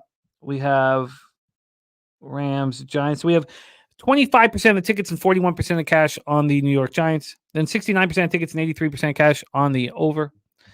The Rams coming off extra rest after defeating the Saints at home last Thursday, 30-22. They're above 500 for the first time, since week 1. I mean, they were 3-6 going into their bye. Another sign of McVay's skill set. You think he left the office for a second during his bye?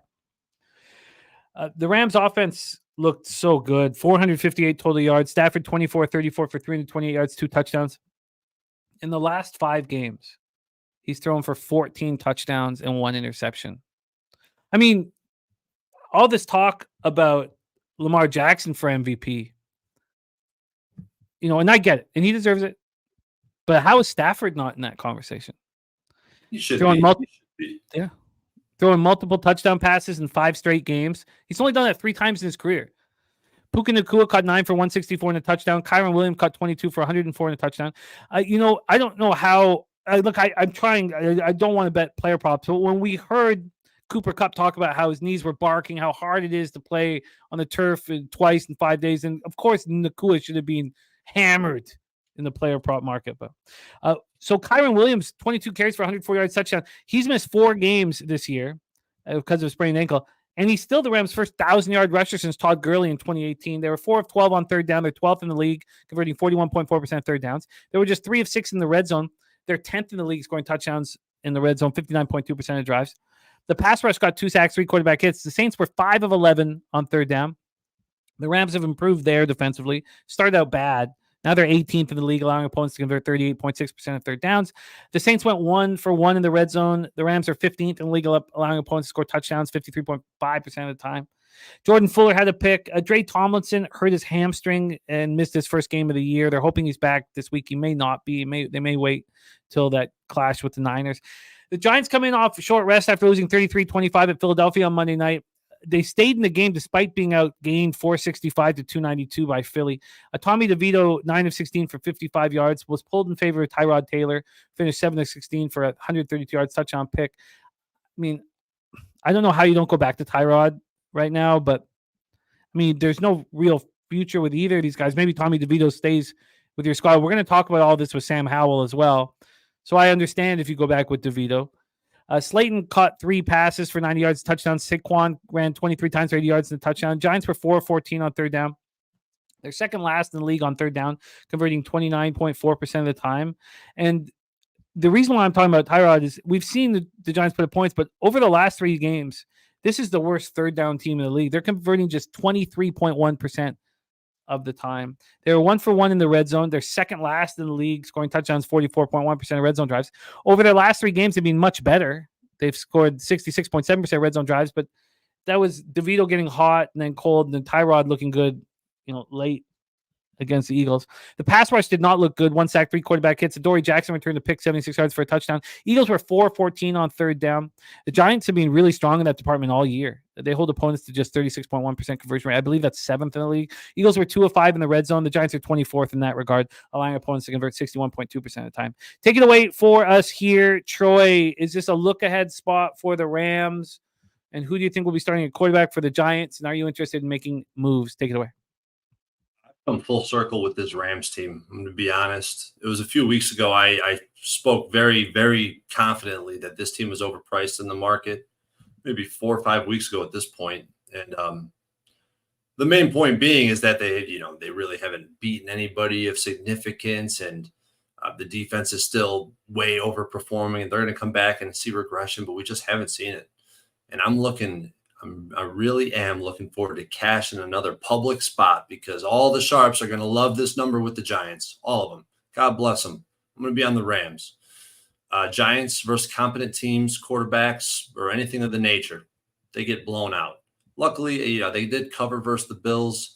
I'll leave that as an outlier because the Bills were not right in that spot. I understand this number is clearly calling for sharp action on the New York Giants, but I just cannot get away from what this Rams team is doing. And to me, it just represents the importance of quarterbacks and coaching in the NFL. Offense is consistently putting up 30 points week in, week out. Arguably, this offense has been better on the road, and defense has been better on the road. I talked about the Cowboys game, a fluky pick 6, a safety. The game was over early, and no Kyron Williams. And that guy is key to this offense because he's this running back. Like we talked about a little bit about running backs and how much they matter. I think a guy like Kyron Williams matters a lot. His patience in the hole, to stick to the run, to not bail out of the hole he's designed to run through, he sticks with it. His feet are impeccable. He's explosive. He's clearly a top 5 running back, and he complements this offense tremendously. I just don't see the Giants winning this game, nor do I think they really want to win this game from an organizational standpoint. They can't block. They can't tackle. And they certainly, in my opinion, can't exploit where the Rams are weak on defense, which is in the secondary with explosive plays, with big plays, big chunk shots down the field. I don't think they got it. And we know the Rams, they can stop the run. We've seen the Rams stop the run. They grade out well against the run. Their numbers are good against the run. I'm on the Rams. I got the Rams-Browns teaser. We talked about that earlier. And I'm looking for more ways to get on the Rams. Here's a little trend from SDQL dating back to 2018. Road favorites between 6 and 7 after week 10 are 19-11 ATS, 27-4 straight up. That's good for 87% on a teaser. Do you have any concern about the Rams heading to San Francisco to close up the season? I do, but they know how important each game is, because if they lose this game, imagine what their playoff hopes are looking like next week. They're dead in the water. I think this game is every bit as important to this team. Hopefully McVay, and that's where the coaching, trusting the coaching staff to convey that and for the team to understand that, and Stafford being the leader, being able to understand the situation. Interesting. So what did you get here? Again, can you give me your action? You did a Rams. Yep. I did add, since I've made this, I added the Rams -6. I posted that. I got Rams -6, -110, and I got Browns Rams teaser -120. That gives me the Browns -1 and the Rams -0.5 point. Oh yeah, you told me about that one. Rams -1, Browns -0.5. Okay. Wow. Yeah. And so what would you like to see from the market here, just to close this up? What would you like to see from the market that would give you the most confidence here by kickoff? I would like to see it stay away from a 5.5. As long as we stay away from the 5.5, I'm all good. All the teaser angles are still intact. As long as we don't see the 5.5, I'll be very confident in the teaser spot. And that's where my bigger bet is. I only have a half unit invested on the Rams. I'm considering more. I want to spend more time. I'm still a little bit late because of Christmas and whatnot, but I'm thinking about adding more to that position as well. Interesting. Very, very interesting. So do you feel like here with this 8-7 Rams team in week 17 of an 18-week season that they're just locked in? And regardless of who they have next, they're going to take care of business here and then move on to San Francisco and be a real problem. I think they're kind of forced to, Jimmy. They're just kind of forced to. They know they got the 49ers on deck. And if they don't win this, what is their chances? I wish I knew more about that. What is their chances if they lose this game? I don't know if they do have much of a chance of getting in the playoffs if they don't win. Oh, if they're 8-9, they're not getting in. Yeah. Nick says definitely not a look ahead for Rams. Leonard Welch says 2-unit play on the Rams, and Mel says her favorite teaser is Browns Rams. Okay, very, very interesting. Let's move on to the next spot on the board. Finally, a little action for me. I love this spot here. Arizona Cardinals and Philadelphia Eagles, Lincoln Financial Field in Philadelphia, Pennsylvania. One thing about what I've been focusing on this year with the third downs and with the red zones is you can see certain spots that I don't want, and I don't care about the info. My X's and O's have taken me to a certain point. I felt like I'm getting a little more confidence now, with week 17 with so much data. Pinnacle has not opened this line up for betting, and I don't care. I think this game is going to soar over. I'm on the first half over 23.5. I was just -110. And the full game over 48. Bet those both this morning. Not too early. It's still right there. Oh, God. First half's now 24.5. Fucking bang. I like seeing that. I like seeing that a lot. I was shocked to see it. I thought for sure I'd get a 24, but I got 23.5. So that's gone up a point. And since I bet it, I love that shit. Love that. Okay, let's take a look at the line history and everything. Again, Pinnacle's not put this out. We're going to use Bet Online market moves, but I just told you what's moved at 365. We have, from a spread perspective, Arizona up is now 10.5 point dogs. This opened up on Thursday as 10-point dogs. Now they're 10.5 point dogs, so a half-point move. The half point was this morning. From a total perspective here, we are sitting with 48 at -110. This moved up to 48.5 this afternoon and then back to 48. Interesting. I didn't realize that BetOnline had done that. So it moved back to 48 at 3:58 p.m. Now, Bookmaker and BetChris are hanging 48.5. They opened it up at 48.5. There's been a 2-cent move to the under 49.5 -110 to -112 here. we get over to the cash flow for this spot. We have, sorry, here, let me get this up here. We have 68% of tickets and 94% of the cash on the Cardinals. It's wild. And then here's the wild part that I don't usually get in front of, but 67% of tickets and 98% of cash is on the under. 98% of cash is on the under. And I don't get how.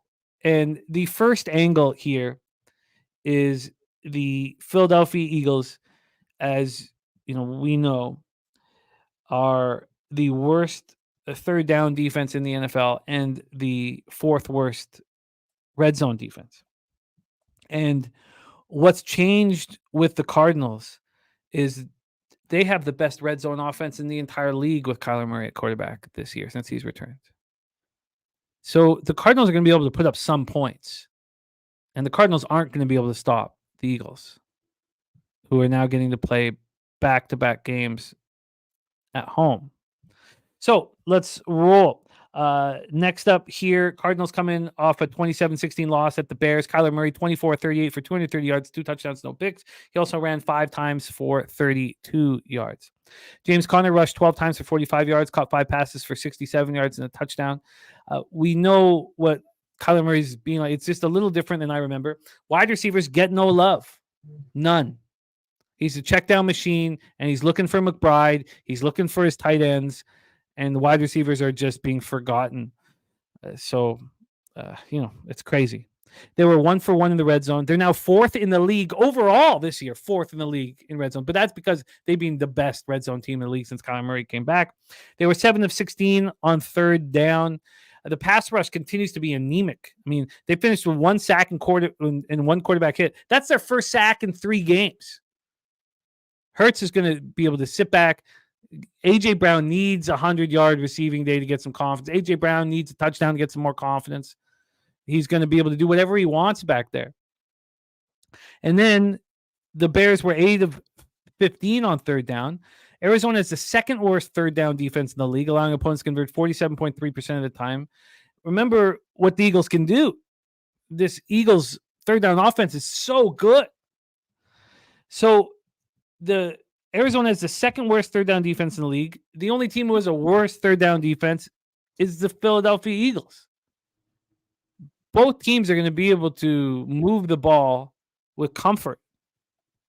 The Bears were 3 of 5 in the red zone. Arizona is 23rd in the league, allowing opponents to score touchdowns, 60.6% of red zone trips. Jonathan Ledbetter has hurt his knee. We don't know how bad it is, but they're so weak already with their pass rush. Having him gone is going to hurt. Eagles coming off a 33-25 victory home over the Giants. The path to a second straight division is clear. They need to beat Arizona and then beat the Giants, and then there you go. They win the NFC East. They outgained the Giants 465 to 292. 28 first downs compared to the Giants 14, but they're still to hold on for the win. Hurts was 24-38 for 301 yards, touchdown, interception. 18 turnovers for Hurts this year. A.J. Brown caught 6 for 80. Devonta Smith caught 4 for 79 and touchdown. DeAndre Swift ran 20 times for 92 yards and touchdown. Second best third down team in the league, converting 48.4% of their opportunities. 8th best red zone offense in the league, going up against the second worst. The pass rush continues to underwhelm. 1 sack, 6 quarterback hits. They average more than a sack a game less than they did last year. And, I already said how weak this defense is. So I've moved here on the first half over and the full game over. Take it away for us here, Troy. Cardinals, Eagles.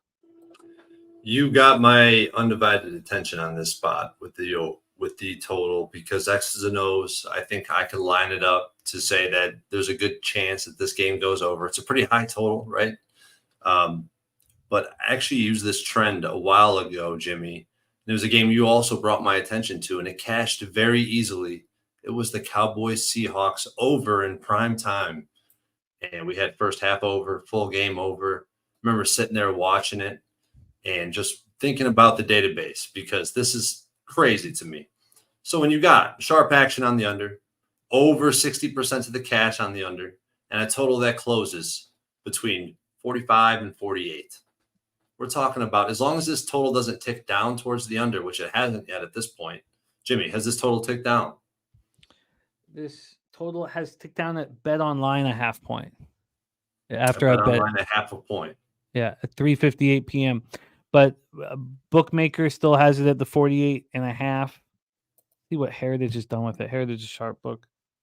Heritage opened this up at 47.5 last Tuesday, and this morning they brought it up a half point to 48. Yeah, So I would say as long as this total doesn't tick down over 1 point, it's even better. Even if it ticks down a half point, doesn't matter.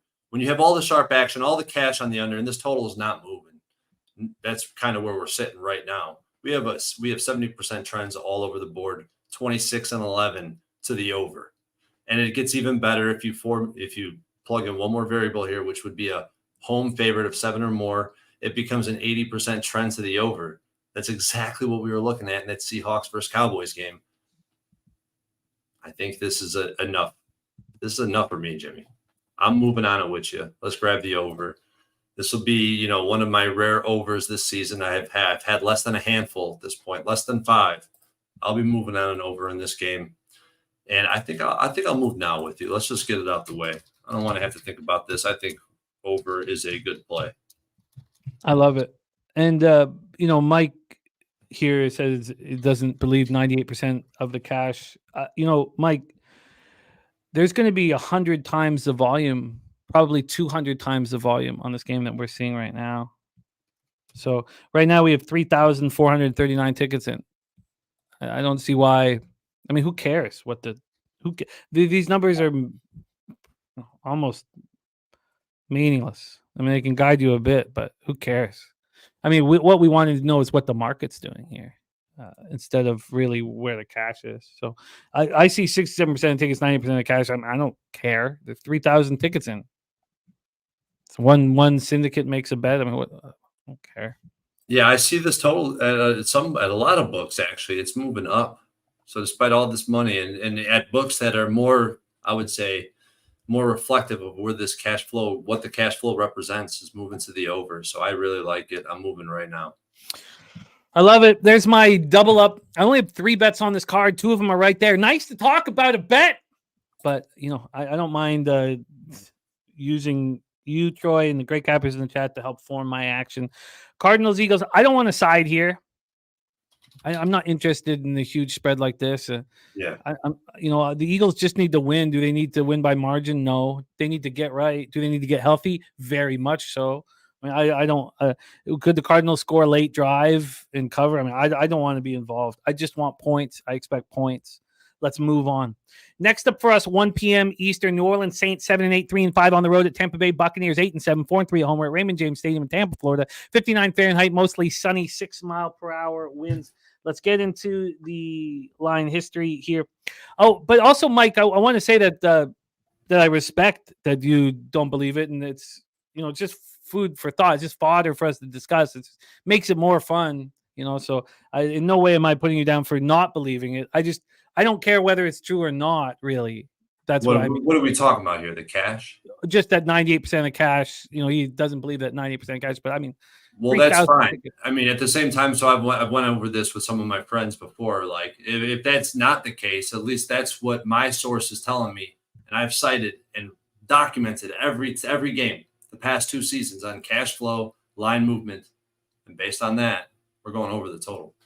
Yeah, I agree, and it's but I can hear. I mean, these are tricky numbers whether to trust, and different books will give you different information, so it's tricky. I get it.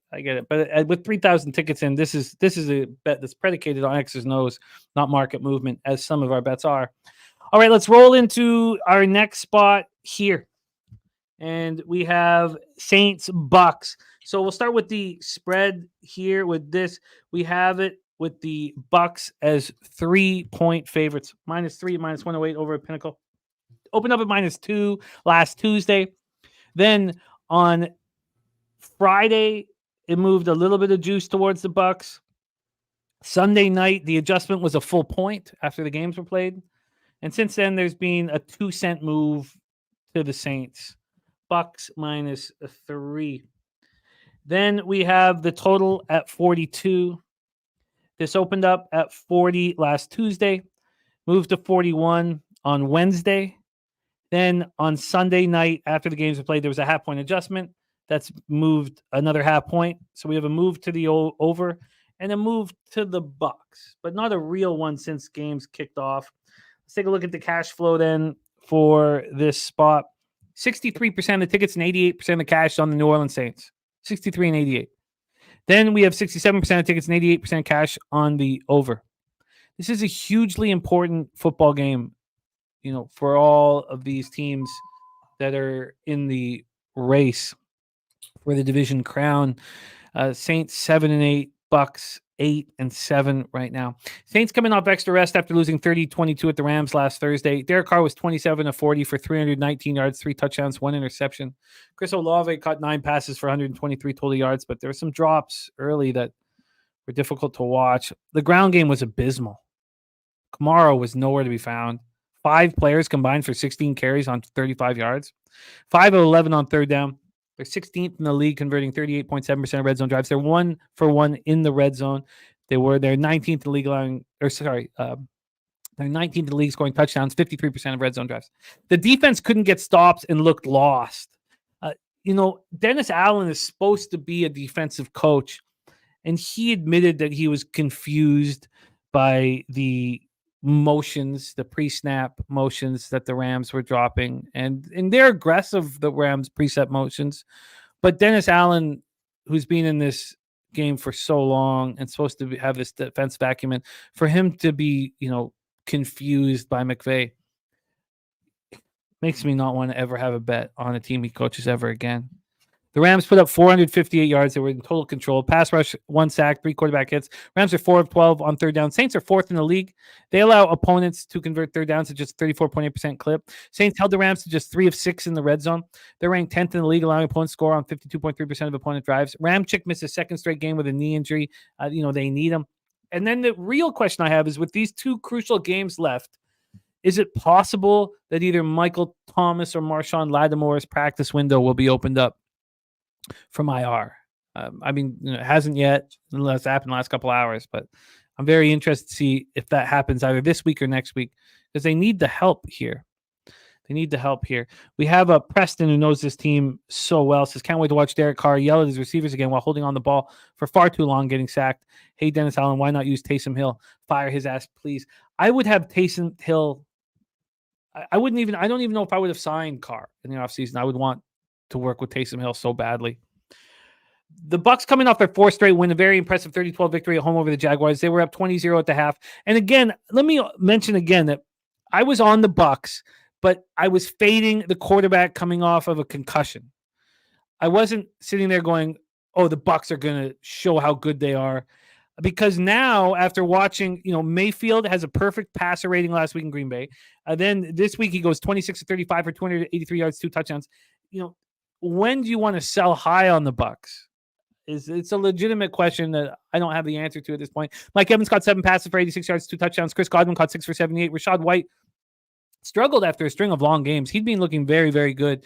He didn't look good last week, but they didn't really need him. He ran 20 times for 39 yards and a touchdown, but he's so great receiving the ball. He caught 6 passes for 38 yards. The Bucks were 10 of 19 on third down. 10 of 19 on third down. So they held on to the ball for 37 minutes and 7 seconds. On the year, Tampa's 9th in the league, converting 42.5% of third downs. They were just 2 of 5 in the red zone. They've struggled in that department all year, with Godwin and Evans. I don't really know why that is. They scored touchdowns on 48.9% of red zone drives. The pass rush looks strong, 4 sacks, 5 quarterback hits, held the Jags to 3 of 9 on third down. They're 25th in the league. They allow opponents to convert 42.1% of third downs, but they're 4th in the league in the red zone. So good. Devin White and Antoine Winfield had interceptions. Now, there are problems. Both Carlton Davis and Antoine Winfield are now in concussion protocol, and they're crucial to the defense. The defense was starting to get healthier. Now they have to go through this. Take it away for us here, Troy. Saints, Bucks. The Bucks aren't deficient in the red zone because they struggle to block for the run. They've had struggle for a couple of years now. They continue to struggle, but all credit to you, man. You tried to get me on the Bucks last week. I was blinded by the market. It's just caught in how convoluted that market was with the injuries. But I know one thing is for certain in this spot. I will not be backing the Saints under any circumstances. We backed the Bucks in week 4, Jimmy, you and I did, against New Orleans. And to be honest, I really do want to go back to the well. But when do you sell this team high? I've been trying to sell them high. that I've just been sitting on the sidelines waiting to sell them high, but I don't know if I necessarily want to sell them high against this Saints team. The Bucs have dominated this matchup the past 2 seasons, and I think it's one thing that's created this window for the Bucs to beat the Saints, and that's the Bucs bend but don't break defense. Force New Orleans to be efficient in the red zone. Carr, the shorter the throw, the worse he gets in all the advanced metrics. Take out the garbage points from last week. Take out the garbage time points. New Orleans only scored 8 points. Take away the 60-yard TD to Shaheed, they would have 0 points. I don't think that they're going to give up a big play. Tampa Bay, with how bend but don't break they seem to be. And Baker Mayfield, man, this guy's been outstanding. 2 best PFF grades of his career. He's clearly taken just what the defense has given him. He's limited in turnovers. He's playing with passion like he always does, and he's shown his ability to be competent in the NFL now. Like, he's proven it. And I think his situation at Carolina might have been a little unfair based on his circumstances, but oh man, this is another game at -3 where the database is telling me that there's a high likelihood that this game is going to land exactly on the number. So right now, I'm considering playing the Bucs at 2.5 if it gets down there, and I'm considering playing the Bucs in a money line parlay as well. I just haven't moved yet. So Nick says high at 3 points. Do you feel like this is a fishy line that the Bucs aren't at 3.5? No, I think I have this game a little bit shorter, to be honest. So the fact that I'm looking to take the Bucs because the line is a little bit overextended is kind of where I'm sitting. Yeah, I find this a fishy line, man. You think it's short? I do with the way the Bucs are playing. I think it's telling. Bucs have won 4 straight games. They're playing very good right now. And at least the 3 should be -120 or -125. So I'm not sure what to make of it. I just don't want to be in the business of buying high. And 4,279 tickets are in, and 63% of tickets, 88% cash on the Saints. Of course, that's what sharps want to do, is take the dog in any divisional game. So it's divisional I think game. that's enough, Jimmy. After hearing everybody and hearing you talk about this game, it's enough for me to stay off. This is the sharps MO. It's perfect. You buy low spot on a divisional dog. I mean, I don't. Yeah. Yep. I had this game at 2.5 as well, and the thing about that is I'm shortening it. Like, if you've been watching the show at all, and I'm trying to short the Bucs at this point after being so high on them for the first few weeks of the season. I was trying to look for spots to fade them. So that's why I have it at 2.5. You're right. You're probably right, Jimmy. This is just I will not be on this game. It's impossible for me, after cashing so easily on Tampa, not from my subconscious, not to tell me to go bet them again. Back to the well. So I've got to just let go at this point of that and sit with it for longer. But I understand, watching the Saints, that you wouldn't want to back them here at Raymond James Stadium. It's too easy, right? It's too easy of a buck spot. It's just too easy. And then we have Mike liking the over in this spot. This total has gone up from the opener at BetOnline a week ago, from 40 to 42. But even that, I think there's so much on the line that it's going to be like a playoff type football game. Cam Raphael liking the over as well. I'll take another look at the total, but let's move on in the meantime. 1 p.m. Eastern next up. San Francisco 49ers 11-4, 6-2 on the road at the Washington Commanders 4-11, 1-5 at home. We're at FedEx Field in Landover, Maryland. 46 Fahrenheit, partly cloudy, 6 miles per hour. Let's get into the line history first here. We'll start with the side. The Niners are sitting at -13.5 at BetOnline. They opened up at -13.5 a week ago. Then on Sunday night, it went to 13. And then up to 13.5. Again, that was Sunday night. So that has nothing to do with what happened last night. From a total side of things here, we have it sitting at 49. Sitting at 49. This opened up at 48. It got up to 49 last Wednesday. It dropped back down to 48.5. Got up to 49.5, back to 48.5. It's sitting at 49, so it's gone up a point. Take a look at the cash flow for this at an early stage in its development.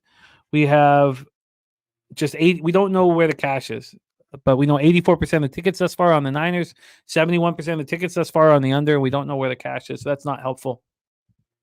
49ers are on a short week with travel after a disastrous performance on Monday night. Saw them lose 33-19 at home to the Ravens. Niners are in a 3-way tie with the Eagles and the Lions for the best record in the NFC and can still clinch that number 1 seed in the first round bye just by winning their final 2 games. Brock Purdy looked awful, 18-32 for 255 yards, no touchdowns, 4 picks. First 49er quarterback to throw 4 picks in a game since Colin Kaepernick in 2015.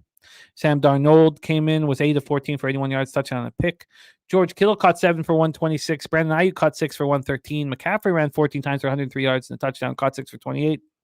That's a franchise record he set with 8 straight games, at least 100 yards from scrimmage. Niners were 6 of 14 on third down. They're third in the league, converting 48% of red zone trips. Got that wrong. Third in the league, converting 48% of third downs. They were 2 of 4 in the red zone. They're the number 1 ranked red zone offense in the league, scoring touchdowns on 68.5% of red zone trips. The pass rush looked very pedestrian, just 2 sacks and 4 quarterback hits. The Ravens were 4 of 11 on third down. The 49ers have not been good in third down all season, just 22nd in the league. They allow opponents to convert 40% of third down opportunities. The Ravens were 3 of 6 in the red zone. The Niners are 8th in the league in red zone defense. Trent Williams left the game in the third quarter, and the MRI has come back, but there's an expectation that he will be out of the lineup, at least for tonight or for this game. And then Aaron Banks now is confirmed that he re-aggravated his turf toe. So you're going to get a 49ers offense that won't have Trent Williams or Aaron Banks. Now, neither of that's been confirmed, but that's what I expect. Trent Williams backup, Jalen Moore. He's in concussion protocol. So this is the situation. Now, Trent Williams has said he's fine. If you want to ask about the injury, he'll be all right. But what the hell does that mean? If Williams and Moore can't go next week, that means Colton McKivitz will play left tackle. Spencer Buford will get the start at right tackle. We're talking an enormous drop from talent perspective on that offensive line. Ambry Thomas has a hamstring injury. Shanahan wanted to work Verrett into the lineup anyways. But there are some real issues here for the 49ers, and they need to get healthy badly. The Commanders coming off their 6th straight loss, 30-28 at the Jets on Sunday. They were outgained 385-241, down 27-7 at the half. And the Commanders lost. They had a 54-yard last-second field goal is why they lost. Sam Howell was pulled for the 2nd consecutive game. He finished 6 of 22 for 56 yards and 2 picks. He leads the league with 17 interceptions. I don't understand how you could go with Jacoby Brissett here. I don't, because you need to know who the hell is Sam Howell. What's he going to give you? Should you draft a quarterback in this draft? I'm sure the answer is yes, but I just don't see a legitimate explanation of why Brissett would start. You could say, we're trying to win football games, but they're not. So I expect Sam Howell to be starting at quarterback. Rivera said he'd decide on the starter at some point today or tomorrow. But I don't think it'll be Brissett. So now, look, we know what Jacoby Brissett is. He's 18-30 in his career as a starting quarterback. There's nothing to learn about having him out there. So I would bet heavy, and I could lose this bet, but I would bet heavy that Sam Howell will be starting at quarterback. Scary Terry caught 3 for 50. Brian Robertson Jr. remains out with a hamstring injury. Chris Rodriguez ran 10 times for 58 yards, 2 touchdowns, and he rolled his ankle late in the game. He left in a walking boot. He said he's going to be good to go, but we'll see if Robinson Jr. can come back. Commanders finished 3 of 12 on third down. They're 22nd in the league, converting 36.6% third down opportunities. They were a perfect 4-4 in the red zone. This Commanders team is elite in the red zone. It's shocking. They do have nice playmakers, and a nice tight end for red zone activity. They've been elite, though. 64.4% they cash red zone opportunities. That's 5th in the league. Now, the 32nd ranked Commanders defense let a Trevor Siemian-led offense put up 27 first-half points. The pass rush continues to do nothing. 0 sacks, 4 quarterback hits. They did hold the Jets to 4 of 16 on third down. They're 23rd in that regard. They also held the Jets to 2 of 5 in the red zone. Washington 17th in the league, allowing opponents to convert 55.3% of red zone opportunities. Cody Barton had that 52-yard interception return. He's great. But Benjamin St. Juste now concussion protocol as well. Take it away here, Troy. Is this a bounce-back spot for the San Francisco 49ers, or do they just want to get in and out with the victory and be healthy? Take it away for us, my man. That's a question I don't know if I'm willing to answer. I mean, I spent 5 hours trying to quantify the line against the Ravens, and I just couldn't do it. My model had that game set at 4.5, and I stretched it as far as I can go, and that was 4.5. I can't justify the price for this 49ers team, and against this Commanders team, I just don't care enough to really dive into it. I don't think the margin is here in this game. I don't think there's a huge edge to be had in this game. I would rather just move on to the next. I have no action. Sorry for being so lackluster. Oh, no, that's totally valid. I would like to bet the Commanders. Yeah. Me too. If I was betting to give me a free bet, I'd be on the Commanders. 13.5 points, 49ers team. Get in, get out, get the dub, and move on. There's no reason for them to win by margin, but they are a very angry group. And because they're such an angry group, I do not want to fade them. I've not seen Shanahan this angry. But there's no they just got to get in and get out healthy. I guess it just means stay off. But I will tell you that, I would love to try to get under this 49. I don't see San Francisco putting up that many points. And I imagine that this 49ers defense is extremely angry. The problem is I will have to trust Washington's defense, and watching what Trevor Siemian did to them in the first half makes me not want to have anything to do with them. So I guess I'm going to leave both the Commanders and the under here as leans and make some more decision a little bit longer here. Nick agreeing too many points here. So we'll see. It's a fascinating spot here. I lean to Commanders and I lean to the under. I think the Commanders I could just, take off because I don't want to bet against an angry 49ers team, but the under does seem to appeal to me, even though it's hard to say that out loud in any game that involves the Commanders' horrific 32nd ranked defense. Let's roll on. Next up for us, 1 p.m. Eastern, Carolina Panthers 2-13, 0-8 on the road at the Jacksonville Jaguars, 8-7, 3-5 at home at Everbank Stadium in Jacksonville, Florida. 57 Fahrenheit, sunny, 7 miles per hour. Let's get into the line history here for this one. Carolina, Jacksonville. We have Jacksonville. We'll start with the total. I have it up. That's dropped the bet online to 37.5. This opened up at 39, dropped down to 38 on Wednesday. Then on Sunday, it dropped to 37.5. There's been no movement since then. From a side perspective here, we have Jacksonville as 7-point favorites. They opened up as 9-point favorites. It got down to 6.5 yesterday. It's back at 7 now. Cash flow here for this Jacksonville spot. It's 50-50 on the tickets, but 59% of the cash on the Jaguars. 80% of tickets are on the over. We don't know the cash flow, but it's dropped. Rye Cape says Jags are exhausted. Doug said he likes the Jags -7. Harold Williams says Jags an auto fade.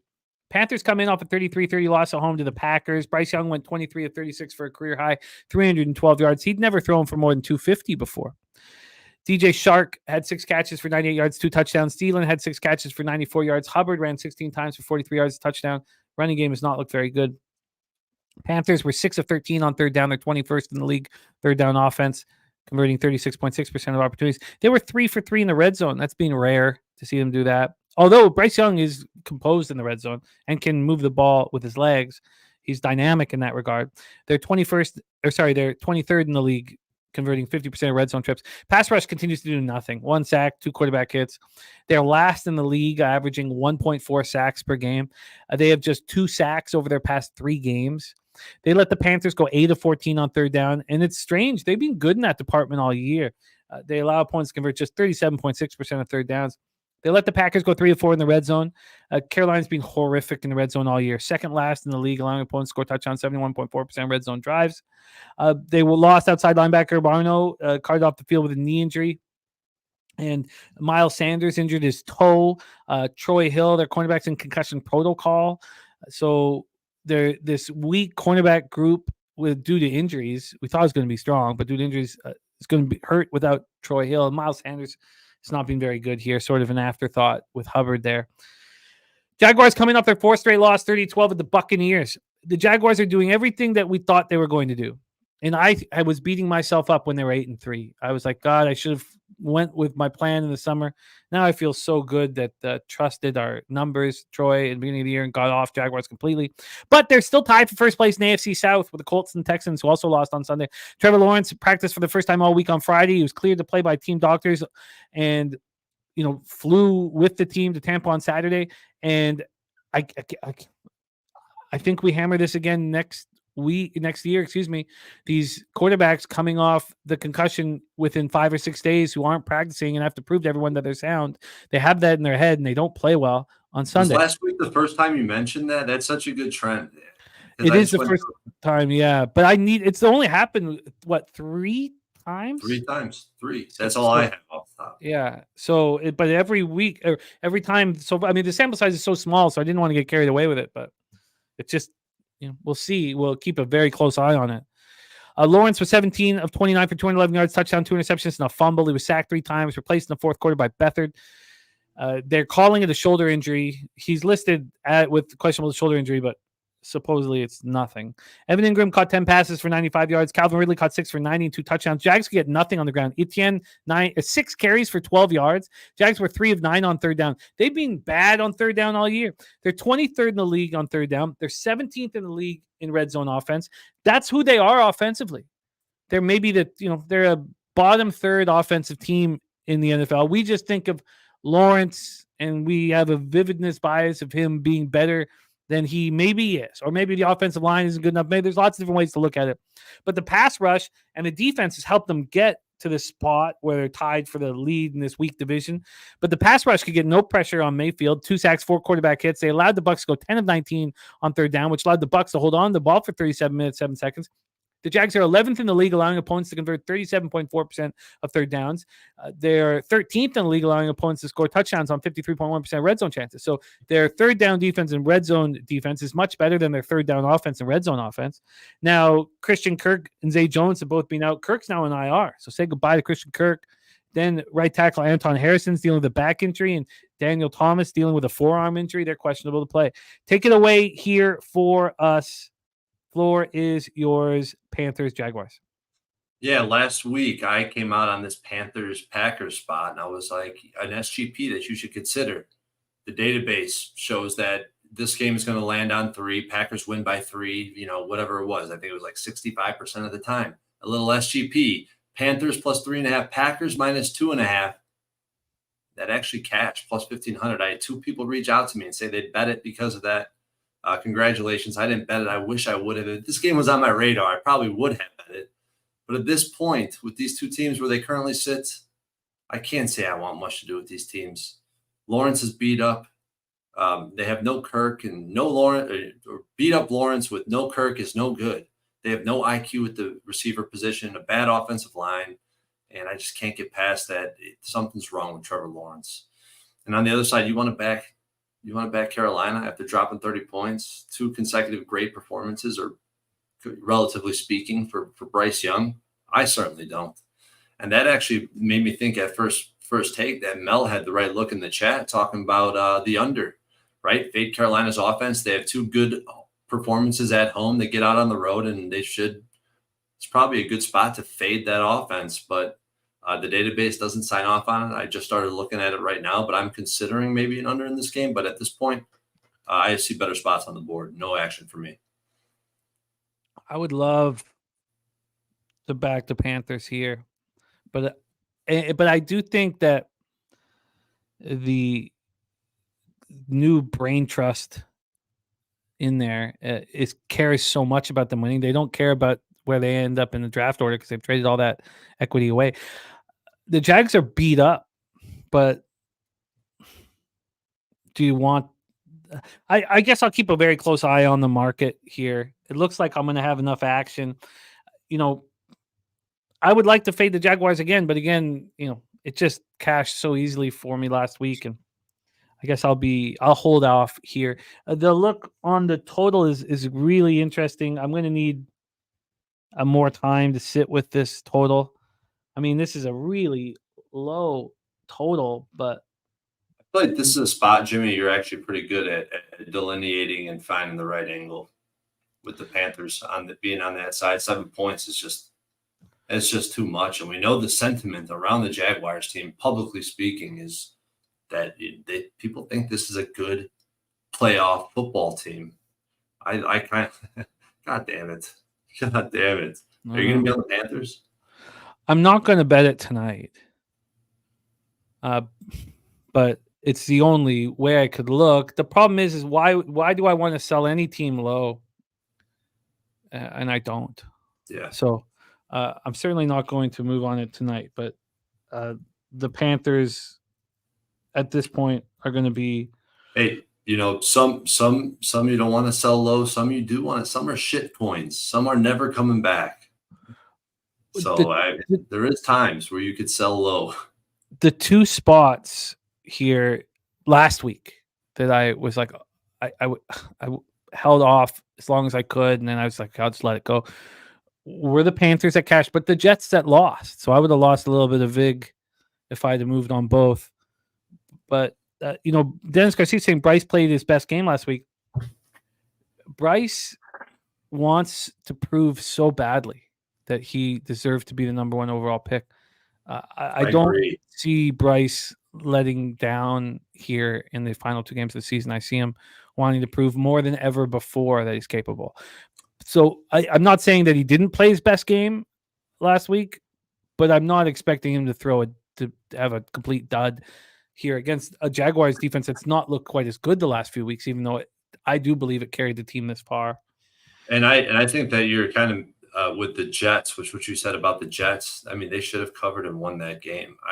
50 dropbacks. I think it was a tank job, man. I really do. Very interesting stuff from that game, and we'll be talking more about it. Again, we will have NFL pop-up on Christmas Eve, New Year's Eve. All right, let's roll on. 1 p.m. Eastern, a big one. Miami Dolphins 11-4, 4-3 on the road. The Baltimore Ravens 12-3, 5-2 at home. M&T Bank Stadium in Baltimore, Maryland, 47 Fahrenheit, partly cloudy, 6 miles per hour. Get into the line history here for this big one. We finally got Pinnacle lines too, by the way, Jimmy. On everything? I think so. Yep. Oh, wow. On everything. That's great. Let me get those up. A little bit too late. Jesus. Oh, it'll still help us for the rest of the week. Oh, yeah. Here we go. All here. Oh, beautiful. Beautiful. What do they have that Falcons total at? Oh, sorry. I mean, the This is Arizona? Arizona 48 at a pick'em. Okay. Keep a close eye on that shit, man. Just for confidence reasons, I'm never going to buy off of it. Okay, let's talk about the spread here. And Pinnacle has finally opened up their action. But we're talking about the big one here. Dolphins, Ravens. We have these Miami Dolphins sitting at +4 at -110. +4 at -110. This came out a week ago, a bet online at +3.5. The first move was towards the fish. They went down to 3. Then yesterday, after the football game, it moved to 3.5. 11 minutes after that, came back to 3. Then this morning at 7:30, it went to 3.5. And then at 10:40, it went to 4. So we have a move towards the Baltimore Ravens. From a total perspective here, we have a 47. Opened up at 47.5. It's ping pong for 47, 47.5, 47. Right now it's at 47, so we have a half-point move towards the under. Take a look at the cash flow here for this giant football game between two very good football teams. We have 42% of the tickets and 66% of the cash on the Baltimore Ravens, 6% of the tickets and 21% of the cash on the under. Interesting. Dolphins coming off an important 22-20 victory at home over Dallas, their first win all year against a team over 500. It's funny when you look at the Ravens, they're 6-1 against teams currently in a playoff position, and the Ravens have outscored those teams by an average of 16.4 points per game. Good God. That's wild. Against the Cowboys, Tua was 24-37 for 293 yards and a touchdown. Tyreek caught 9 for 99. Mostert ran 11 times, 46 yards, hit 1,000 yards. Very impressive. First time in his career. Also caught a 4-yard touchdown reception, league leading 21st of the year. Jalen Waddle caught 1 for 50, and then he left with a shin injury. He's listed as questionable to go this week. It's I'm not sure if he'll be in there. In all honesty, I think they're leaning towards him not being able to play, but that's not come out. We'll get the first injury report, a quality injury report tomorrow. Miami was 6 of 13 on third down. They're 10th in the league, converting 42.4% third down opportunities. Miami was just 1 of 4 in the red zone. This is interesting. Something to keep a very close eye on as we go into the playoffs. Miami was the best red zone offense all year. And I know that Tyreek Hill, 2 games back, was unavailable. He played last week. They're now 3rd in the league in red zone offense, scoring touchdowns 64.8% of red zone drives. Over their last 3 games, they're second last in the league. Second last in the league in the red zone. They're scoring touchdowns on just 35.7% of red zone drives.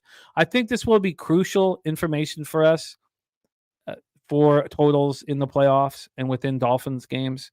So keep an eye on what they do in the red zone in these final 2 weeks of the year. They needed 5 Jason Sanders field goals to get the win. Their pass rush looks strong. 4 sacks, 12 quarterback hits. They held the Cowboys to 4-12 on third down. Their third down defense, 7th in the league, allowing opponents to convert just 36.6% of third down opportunities. The Cowboys were 1 of 3 in the red zone. That's been a struggle spot for Miami all year. They're 25th in the league. They allow opponents to score touchdowns on 63.6% of red zone drives. Robbie Chosen left for a concussion. He's in concussion protocol right now. Ravens coming off an extremely impressive 33-19 win at San Francisco. Baltimore improved to 6-1. Oh, I said that already. Lamar Jackson cemented his MVP credentials. 23 of 35, 252 yards, 2 touchdowns. Also ran 7 times for 45 yards. Zay Flowers caught 9 for 72 and a touchdown. Isaiah Likely caught 3 for 56. Ravens were 4 of 11 on third down. They're 8th in the league, converting 42.6% of third downs. They were 3 of 6 in the red zone. They're 9th in the league, scoring touchdowns on 60.7% of red zone trips. If you look at other teams that are single digits in third down offense and red zone offense, of course, you talk about the Bills, right? The Bills are there. There's not many teams. The 49ers, the Bills, the Ravens, and the Lions. And the Ravens are the highest at 8th and 9th, respectively, because the Lions are 6th and 7th. And, of course, the Bills are 1st and 2nd. The Cowboys aren't there because they're poor in the red zone. Pass rush had 4 sacks, 9 quarterback hits. The Niners were 6 of 14 on third down. Ravens are 5th in the league, allowing opponents to convert 35.4% of third downs. Niners were 3 of 6 in the red zone. The Ravens have the best red zone defense in the league now. They allow touchdowns on 37.5% red zone drives. If you're looking for a team that's single digits in both offense and defense in red zone and third down, there's only one. That's the Baltimore Ravens. Now, Kyle Hamilton left the game in the fourth quarter and didn't return. Kevin Zeitler and so did Patrick McCarry. Harbaugh's come in and said they're all fine. There's nothing to worry about. That Kyle Hamilton's so crucial to this football team. Take it away for us here, Troy. The big one, Dolphins, Ravens. This is a tough game. Just a fascinating spot, a matchup that I want to be a part of, but it's really hard to get to either side in this matchup. You got the Ravens, who are disrespected, win as a dog, and the Dolphins, with the narratives and everything around them, win as a home favorite. But can they do it on the road? I think that remains to be seen. And I personally believe that the Ravens look like an inspired football team. Their ability to respond to the early fuckery with getting sacked in the red zone, the ref tripping, just everything they went up against, right? The demeanor, the confidence, their ability to play with passion into the fake bully or whatever Dennis Garcia is calling him. I think that's hilarious because the Ravens responded to that, and they definitely they feeded off that. You could tell they stepped up to the challenge. There's no doubt about it. Where I thought I liked this matchup, I love this part of this matchup here for the Ravens is Dolphins run play action and RPO on 50% of their pass attempts. It's by far the most in the NFL.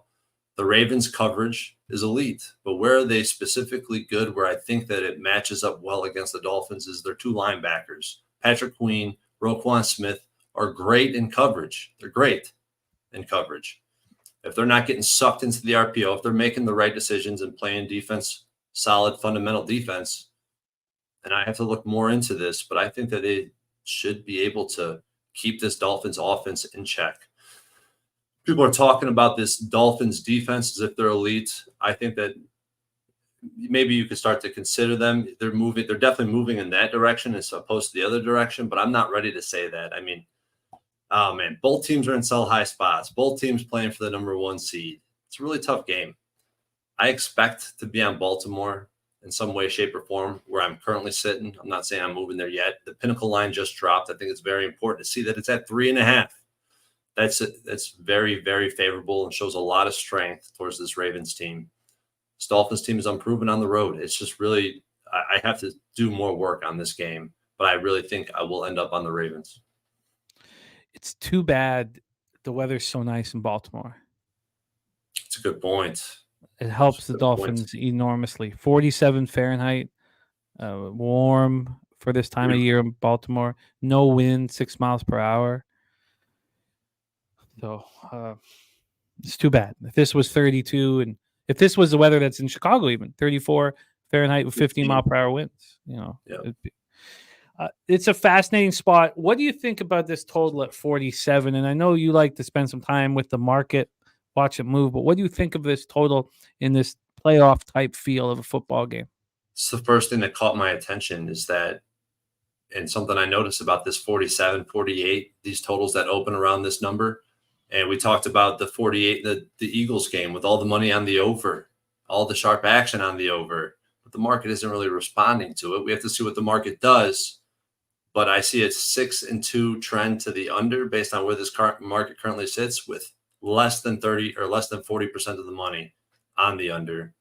It goes under. I'm with interested the playoff style football game we just seen the Cowboys and the Dolphins played, that we should expect more points in that type of game, right? Than in the Dolphins on the road. I agree. I absolutely agree. I think the under is very, very live. And I'm very interested in it. Ron Crawford's on Miami +4. Fireside, if you're to believe Harbaugh, then Kyle Hamilton's playing this week.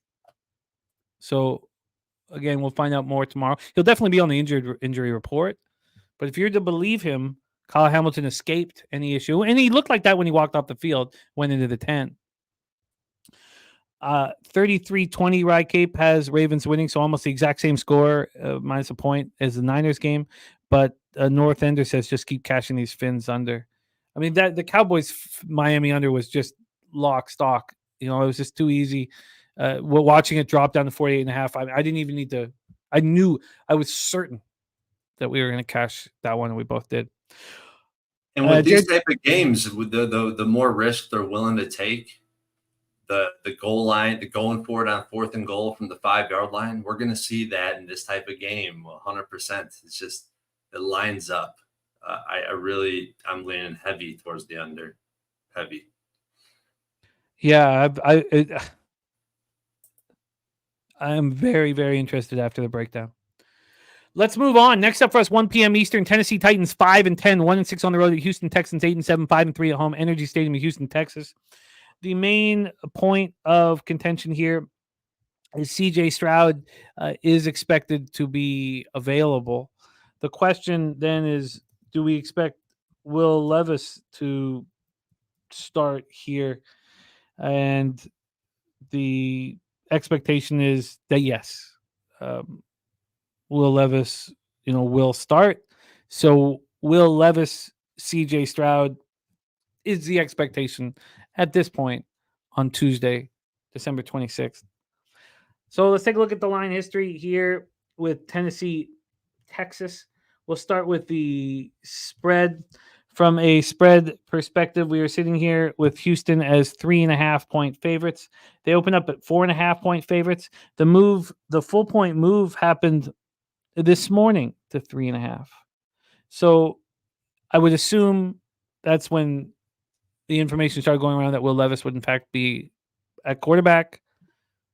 That's what I assume. Although, in Houston, you might prefer to have Tannehill, even though the ceiling is much lower, the bottom is much higher.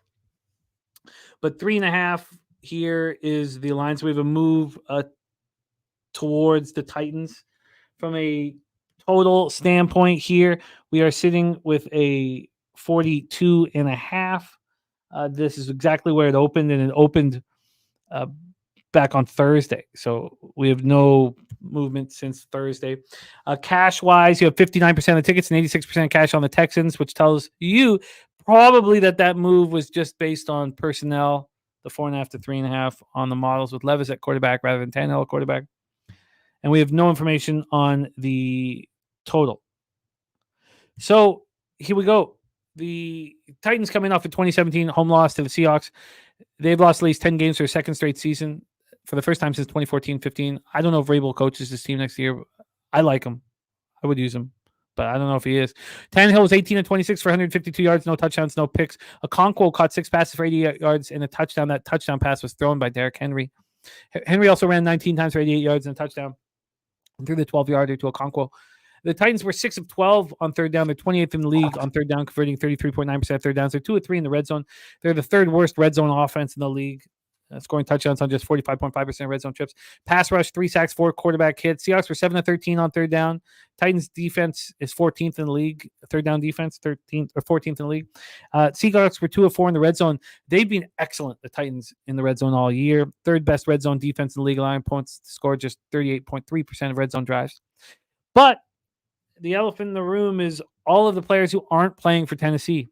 They played that last game without 7 starters, 5 on defense, and Jeffrey Simmons and Amani Hooker are the big ones, and they're done for the year. They were both placed on injured reserve Saturday. So, Levis will be back, but there were more injuries in that game. Daniel Brunskill's not there on the offensive line. I mean, it's just there's so many people they're missing. They also lost Jalen Duncan. He hurt his wrist in another left tackle. I mean, it's just a long list of players who aren't there for the Titans. And the Texans have to win this game. They're coming off an ugly 36-22 loss at home to the Browns. Keenum looked terrible, 11-17 for 62 yards, 2 interceptions. So he was replaced by Davis Mills, who looked, like Davis Mills, did throw 2 touchdown passes, but 15 of 32 for 149 yards.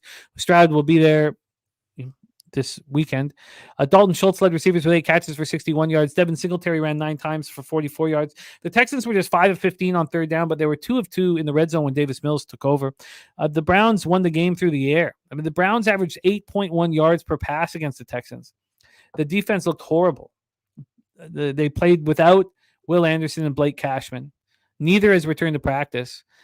Those are huge pieces to their defense. You might even say Blake Cashman's more important than Will Anderson. The way D'Amico Ryans talks about Blake, he says, they're huge losses. This secondary allowed Amari Cooper to make 11 catches for 265 yards. They couldn't get enough pressure on Flacco, 1 sack, 8 quarterback hits. Then they lose Jonathan Greenard to ankle injury in the first half. Jimmy Ward leaves the game. He's listed as questionable. They need him out there. He's been beat up all season, or he's on and off. He started the season hurt. You're right. Yeah, they allowed the Browns to go 6 of 16 on third down. They're 19th in the league defensively on third down. They allowed Cleveland to go 4 of 6 in the red zone. They're just a mediocre defense, unfortunately, for D'Amico. Stingley had a pick. He's has a high upside. DeAndre Houston Carson had a pick. Take it away for us here. Generally speaking, I would think this is a slam dunk spot for the Texans to get right with CJ. Do you feel that way? I wanted to find a way to be on the Texans, but it's just hard to. And the 2 guys you mentioned, Will Anderson and Blake Cashman, those 2 guys are monumental for this defense, in my opinion. Obviously, Stroud coming back is going to be a massive boost. He's going to be back this week, but this team's vulnerabilities is just starting to show through. And the track record, the wins that they do have on their resume are not looking as good as they once did. This Titans team, obviously a one-trick pony. They have no other option. They have a bad O-line. They're not even mediocre at quarterback. That'd be giving them too much credit, in my opinion. What do you do against the Titans team? You cut the head off the snake, which is the running game. I think they'll be able to do that. I was going to start looking towards the under in this game, and I'm hoping that I see a tick. And unusually, I'd like to see a tick up in this spot, but I haven't seen it yet. I really have no play in this game. I don't want to be involved. I think I can make a case for both sides, and in that case, I just don't feel like I have an edge. I mean, should we not just look beyond? Should we just say the market has moved a point based solely on personnel? Yes, I would agree. We'll see what the Pinnacle line does, but even because all the line movement I talk about, some of that is personnel related. I don't quantify that necessarily, but I agree with you. Pinnacle has this at 4. That's what they've opened it up at. 365 has this at 3.5. I think that the Texans must be bet immediately. I do. I think that this is just a buy low spot on the Texans. The Titans have given up. Now, the Titans will play hard for you at home. That's why we moved on them +3 last week and got the push. They're going to fight for Vrabel, but how many pieces are they missing? So, yes, we are sitting here expecting C.J. Stroud to be back. I think we can bank on that. Yeah. I think the Texans should be bet immediately. Those 3.5s are going to be gone. This will close at 4.5. Sounds right. Let's see. I'm going to bet the Texans tonight. All right, let's move on. And look, obviously the secondary looked horrific last week. And DeMeco Ryans is going to get the best out of them this week. And can Will Levis on the road hurt them? No, that's the thing. Like, I can't see the Titans scoring points. I cannot see the Titans scoring points. Even despite all the injuries that you'll see on the Texans defense, DeMeco will know to cut the head off the snake. So I get it. I need to spend more time with this game. Not seeing the opener at Pinnacle kept me off even really diving into this game too much. So let's move on to the next spot on the board. 4:05 p.m. Eastern. Pittsburgh Steelers 8-7, 3-3 on the road at Seattle Seahawks 8-7, 5-2 at home. Lumen Field in Seattle, Washington. 49 Fahrenheit, mostly cloudy, 6 miles per hour. My move on the Steelers, and I came so close to doubling down on them, but I was just too cautious. It was simple psychology. It was no numbers, no X's and O's. I've never seen Tomlin so angry before. All I knew about the Steelers last week was they were going to play violent. That's it. That was the only thing I knew. They were going to play with more violence than they played all year. And it was the easiest cash possible. And I would love if DeMeco Ryans could say something similar. And although we haven't seen him do it in the press, I imagine that DeMeco is doing that behind the scenes to the Texans. I don't have proof of that, and I can't necessarily bank on that. Watching Tomlin last week gave me fucking goosebumps. I don't know how any gambler doesn't. You knew what they were going to do, and they went out and did it. And now they head to Seattle in a very tricky spot. Let's take a look at the line history here for this one. We have, here we go. We have Pittsburgh right now is 3.5-point dogs at Bet Online. This opened up at 3.5 last Tuesday, the 19th. It got up to 4.5 on Monday, dropped down to 4, back to 3.5, exactly where it started. There's been a 5-cent move to the Steelers. From a total perspective here. And by the way, Nick says, do we really believe in Rudolph? We don't have to. Kenny Pickett starting at quarterback. So here as a total, we are sitting at 42. It's nice to know that Trubisky won't go in if something goes wrong, though. That helps. It helps that Mason Rudolph is the backup now. But that's all he is. Pickett's supposed to start. This total opened up 40.5, went to 41.5 on Sunday night. And then this evening, about 4 hours ago, it got juiced a little bit. And then 3 hours ago, it moved to the 42. Nick says, Pickett, is he better? Look, yes. Yes, but we don't have proof. I don't have any proof that he's better. Let's get into the cash flow. I mean, I guess we have a career-long proof of Mason Rudolph. Look, that Rudolph was catching lightning in a bottle, man. Sometimes that happens. Let's not expect Mason to deliver like he did in that game. But let's talk about the cash flow here for this one. We have 39% of the tickets and 52% of the cash on the Seattle Seahawks. I agree with that. I think this is probably a great sell high spot on the Steelers. You have 50% of the tickets on the under and 48% of cash, so the under is pretty tight right here. Pittsburgh comes in off that impressive 34-11 victory at home over Cincinnati. Rudolph 17 of 27 for 290 yards, 2 touchdowns, no interceptions, but Pickett will be in. He's expected to return this week. George Pickens, after not blocking and being called out by everybody, caught 4 passes for 195 yards and 2 touchdowns. Najee Harris ran 19 times for 78 yards, touchdown. Steelers were 7 of 14 on third down and 2 of 3 in the red zone. They've never had numbers even close to that all year, and Kenny Pickett will be back, so there's no point in getting too caught up in those numbers. It was just the perfect situation for them to step up. The pass rush looks stronger. I've been calling out this pass rush nonstop. 3 sacks, 8 quarterback hits. We expected that to happen. Eric Rowe, Patrick Peters, Alex Highsmith had interceptions. The Bengals were still 6 of 13 on third down. The Steelers defense ranks 21st in the league on third down. They've been bad there all year. The Bengals were 0 for 3 in the red zone. The Steelers' red zone defense has been quite good, very good. They're now 5th in the league, allowing opponents to score just 45.7% of the time. The Seahawks coming off a big 2017 victory at Tennessee. They still need to win out to clinch their second consecutive playoff berth, but Minnesota's lost to Detroit, moved Seattle into 7th with 2 games remaining. Geno was 25 for 36 for 227 yards, 2 touchdowns, no picks. Tyler Lockett caught 8 for 81. Jackson Smith-Njigba is going to be a really, really successful receiver in the NFL. He looks good, and he handles hits and injuries very well. Caught 6 for 61. Kenneth Walker ran 69 for 54. The Seahawks were 7 of 13 on third down. They've been their stats. This is not a playoff football team statistically, but the pieces of the puzzle are probably. They have really strong wide receiving play. Their linebacking core can get after it. Their Kenneth Walker can be elite at times. But they're 26th in the league on third down. They're 29th in the league in red zone offense. The pass rush had 6 sacks and 8 quarterback hits. We hadn't seen much of them in a while. The Titans were 6 of 12 on third down. They have the Seattle defense is the 3rd worst in the NFL on third down. They're 27th in the league in red zone defense. Every time I talk about the stats for the Seattle Seahawks, I don't want anything to do with them.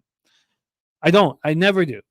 But here, I just think situationally, the Steelers might be in trouble. Take it away for us here, Troy. Steelers, Seahawks, Lumen Field, Seattle, Washington. I agree with you 100%. Seattle Seahawks situationally is the play. But if you watch Bankroll Blitz from week 1 to now, I am extremely low on both of these teams. And I would hate to be on one side or the other and fail and donate my money and just mentally would break down because these are both teams that I would like to fade. I think the strongest point in this game is that this line is sitting at 3.5. The Hawks are laying 3.5. That to me is the most telling. I'm not convinced of the Steelers blowout win over the Bengals at all. Rah, Tomlin got the job done. But I'm certainly not rushing to the window to back Seattle and make the same mistake that I did with KC, who, the Kansas City Chiefs, where I've been low on all season. I backed them and paid the price.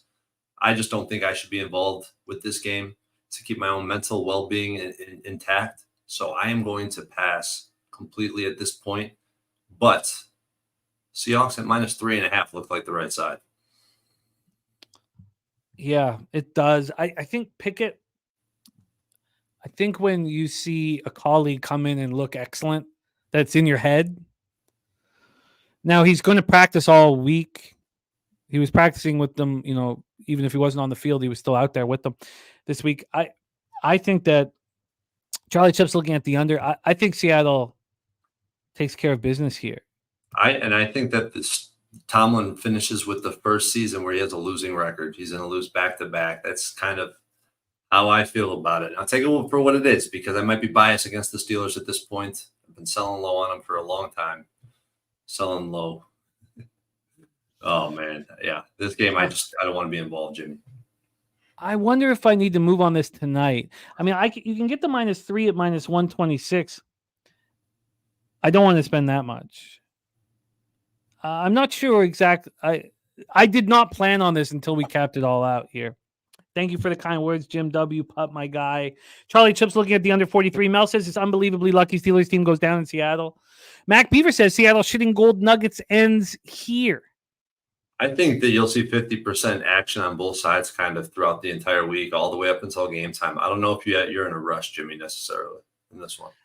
I would like more information from the chat. I agree with you. The 3.5 is a strong tell. Yeah. What is that 3.5 here? The 3.5 at 365 is at plus 100, which means that their alt spread then would only be -125 to -130. Yeah, -125. So Pinnacle has a higher number on Seattle -3. Huh? Maybe I do move on them tonight. Take the -3 with the juice. Yeah. Very, this very. This is going to be one of those games that's just sitting on the back of my mind all week long, and I might end up with action on the Seahawks, but at this point, I'm not ready. I need more information. Very, very interesting spot there. I expect to move on Seattle tonight now. All right, let's move on. 4:25 p.m. Eastern, the Los Angeles Chargers 5-10, 3-4 on the road. Denver Broncos 7-8, 4-4 at home. Ram Empire Field, Mile High. Denver, Colorado, 47 Fahrenheit, partly sunny, 1 mile per hour. Let's get into the line history here for this spot.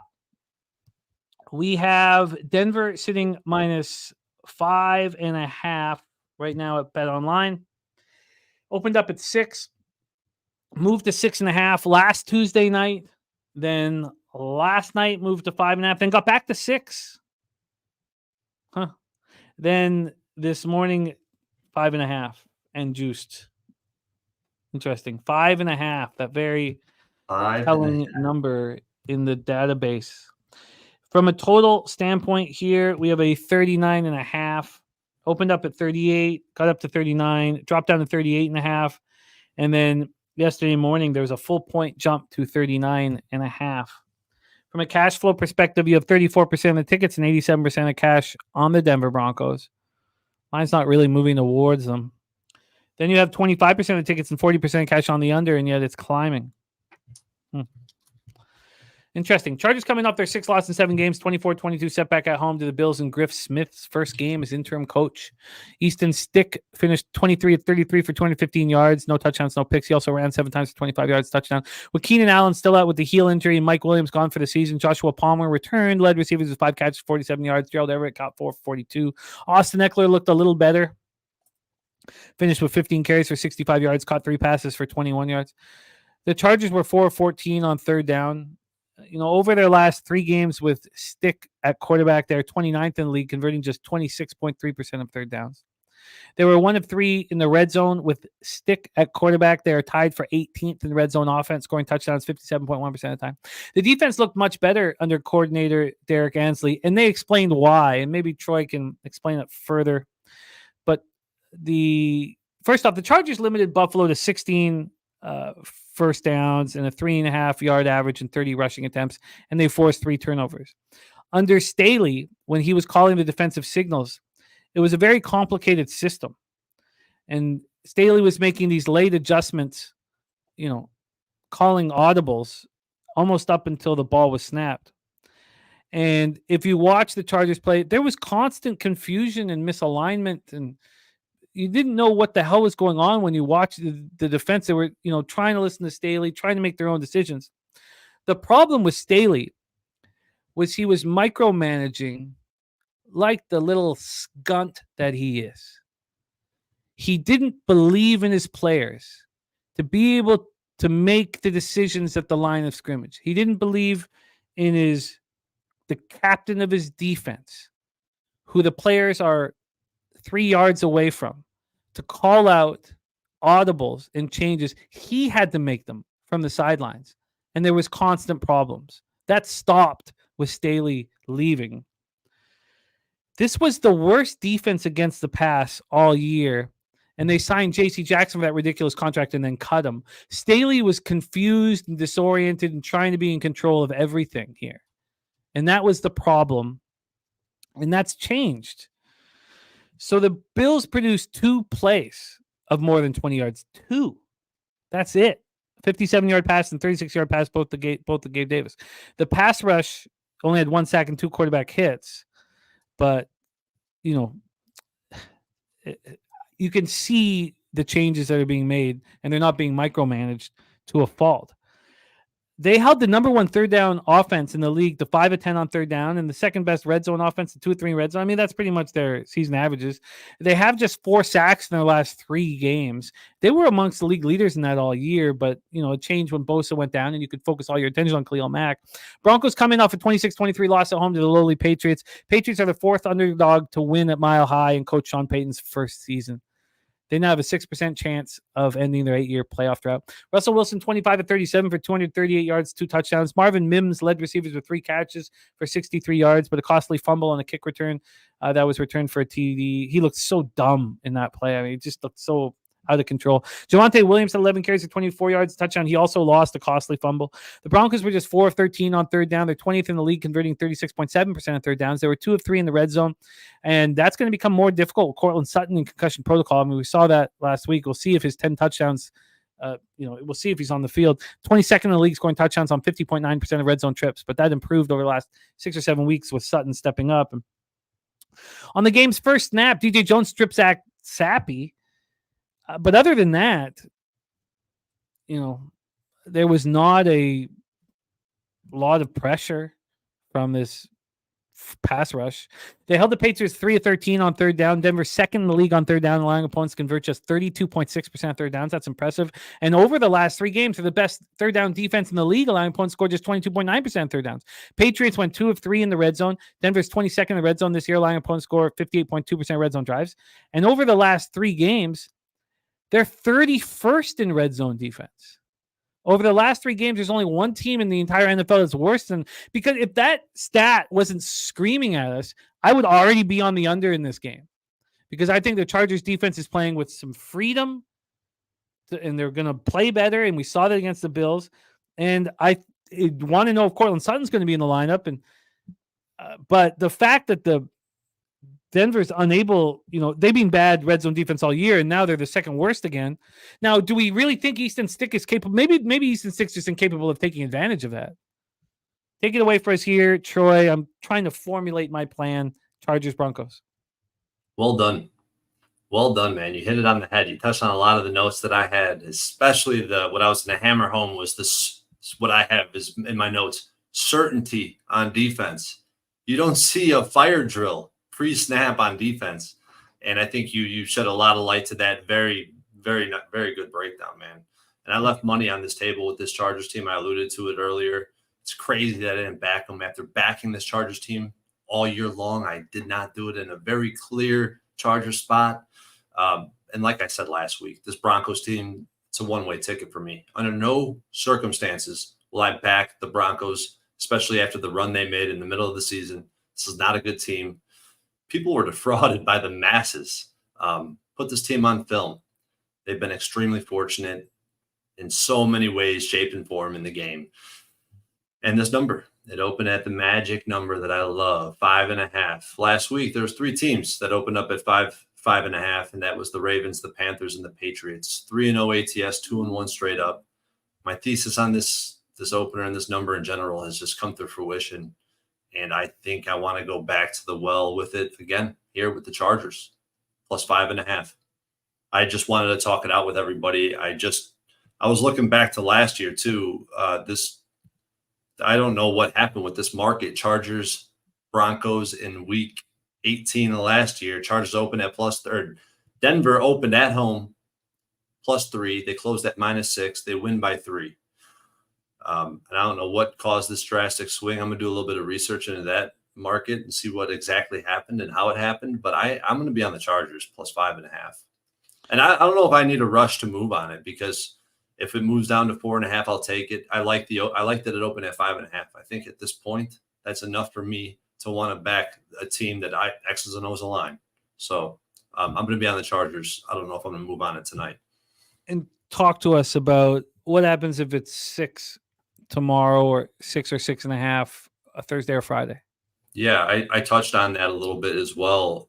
It doesn't work inversely. So when you have a home favorite that drops from over 5.5 to under 5.5, it's very strong, very telling. They're very correlated with the results of the game.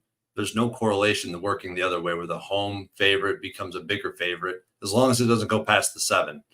Okay. 6.5, it becomes a 50-50 trend. So that's what I was up against in the database.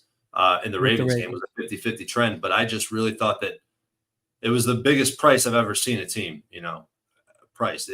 If you try to quantify how good a team is, other than just the line itself, I couldn't find a bigger price. So in this case, as long as we don't see a 7, I will very gladly take the Chargers.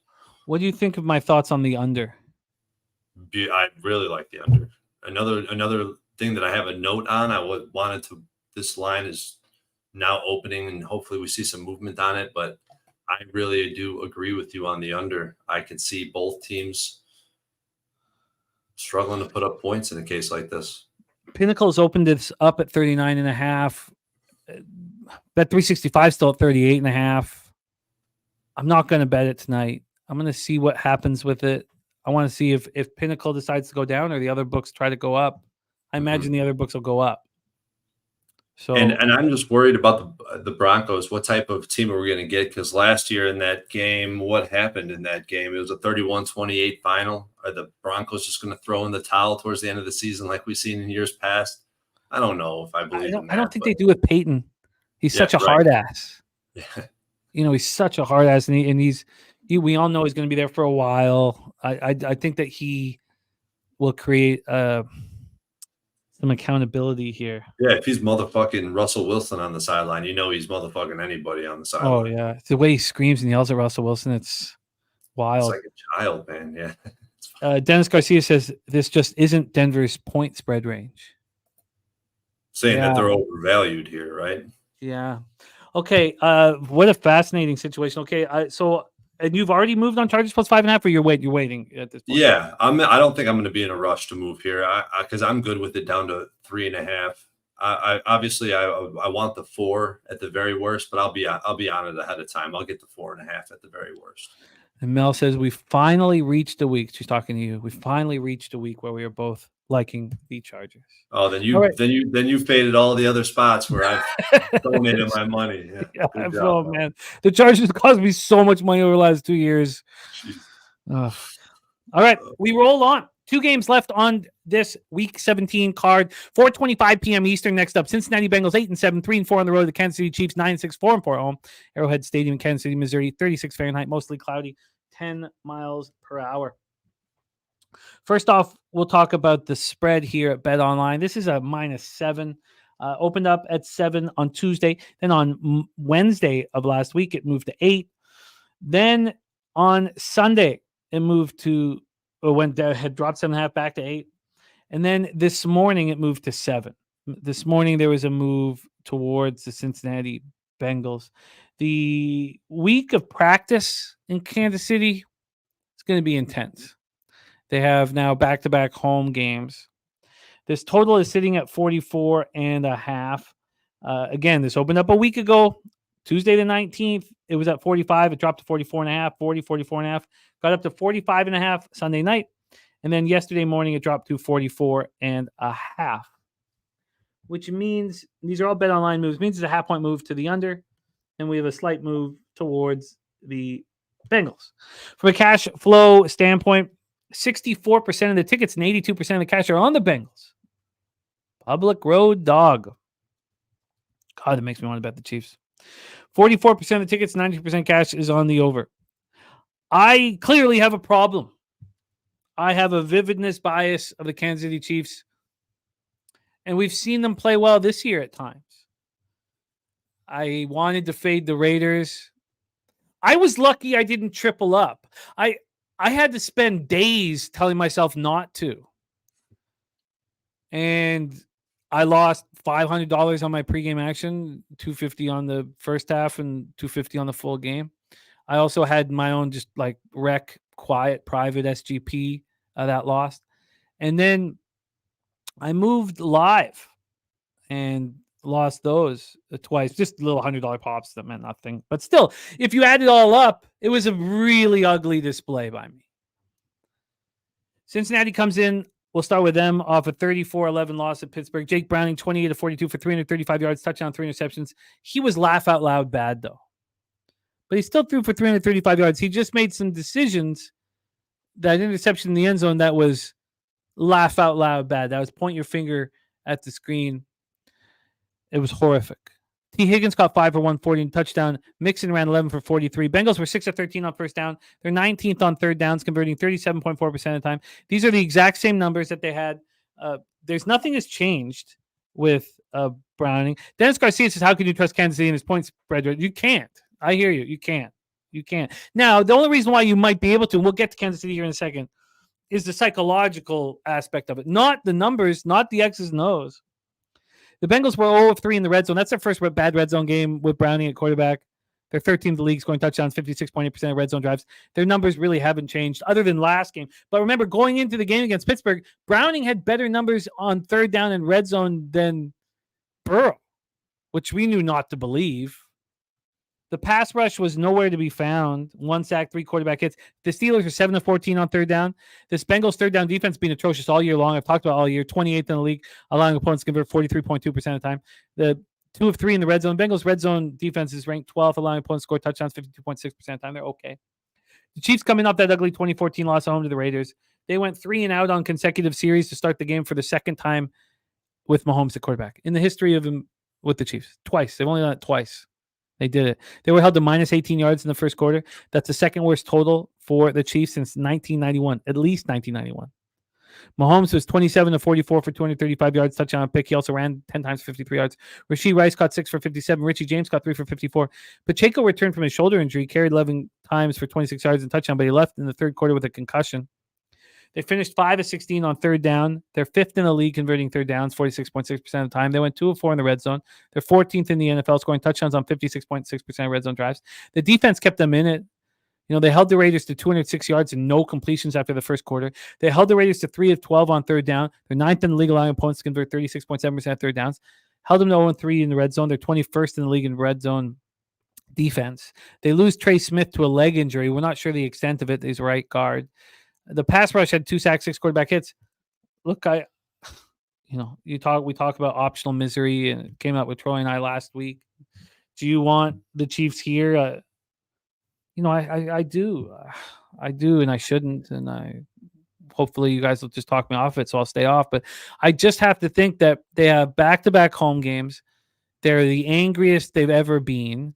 Their week of practice will be the most intense we've ever seen. When we talked about that with the Pittsburgh Steelers, they beat the fucking Bengals by 23 points. These are now Burrow's not at quarterback, but these are heated rivals.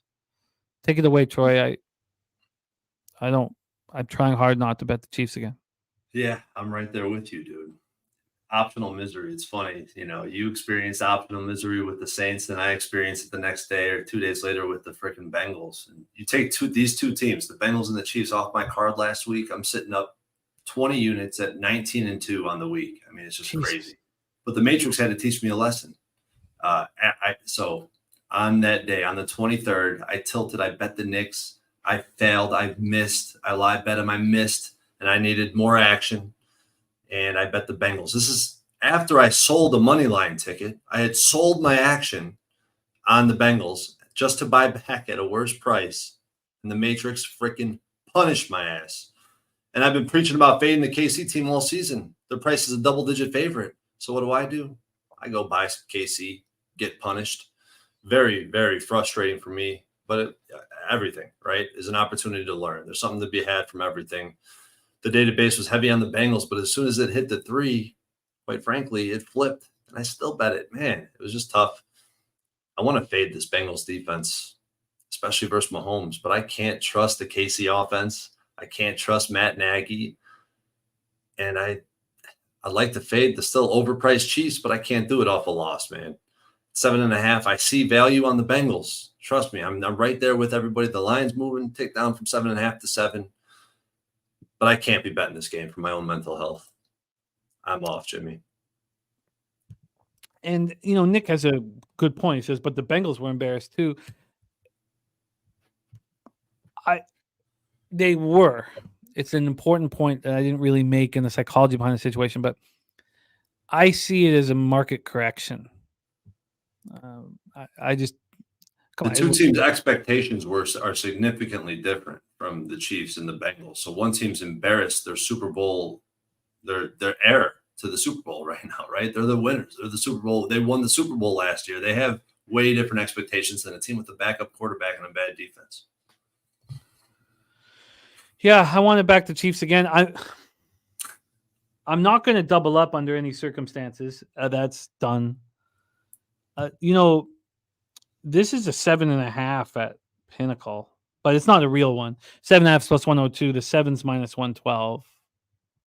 This is where, Jimmy, I know you want to keep it clean. I know you do your thing. You've been successful, but this is where it's a perfect, in my opinion. Like, if I was playing this, I would definitely be playing the Chiefs on a teaser or a money line parlay of some nature. Yeah, I know. I don't. Okay, it's going to come down to this for me. Back-to-back home games. It's going to be like the exact same situation with Tomlin after calling them out. There's never going to be a more intense week of practice in the history of the Patrick Mahomes era as there will be this week. I'm only going to make one bet. There's no double up. There's no first quarter. There's no bullshit. But and it's a vividness bias. Should I just not bet it because I know I have a vividness bias? What about you? Do you think, Troy? Do you think I should just not bet it because I have a vividness bias of the Chiefs being a good football team? No, I think with the conviction I'm hearing, and trust me, I'm right there with you. I think the Chiefs are the right side in this game. I would recommend you bet this game because if you let it go, you don't bet it. Yeah, I feel like you should be on it, man. I don't want that. Don't let that vividness bias get in your way. Yeah.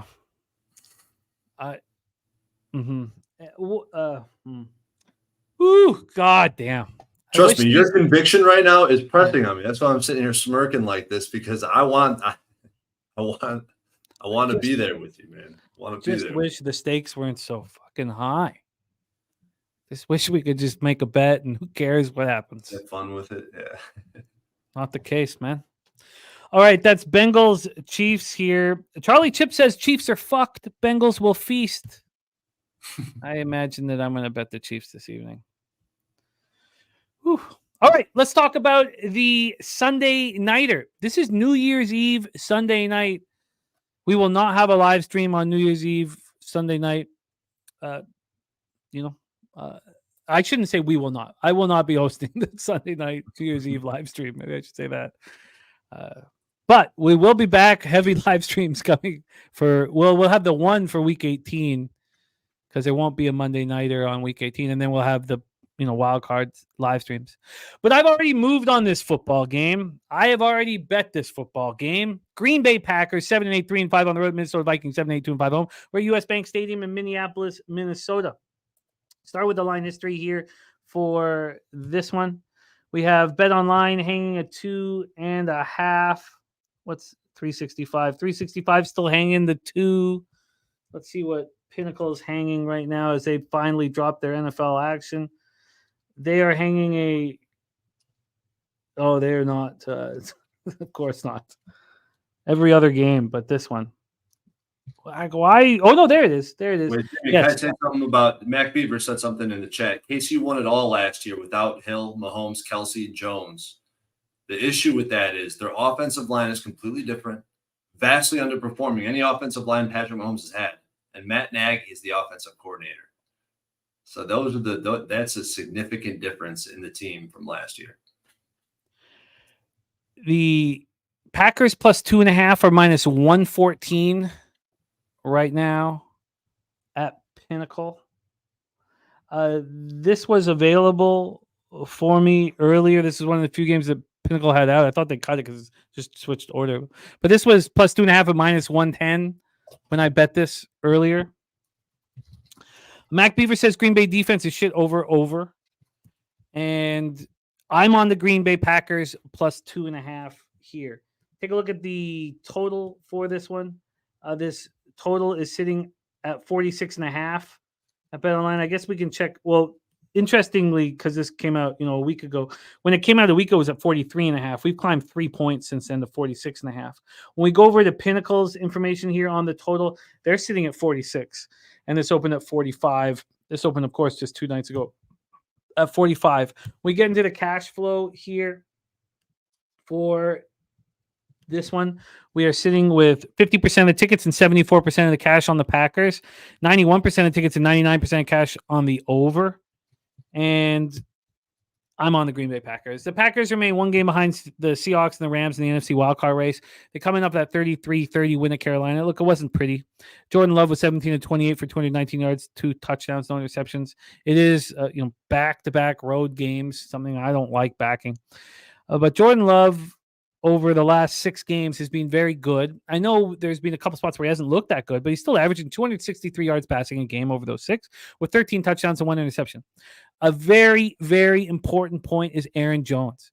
He finally had that breakout game that we've been waiting all season for. Remember, he had it in game 1, and then he hurt his hammy in the end zone. And he's been sort of not right.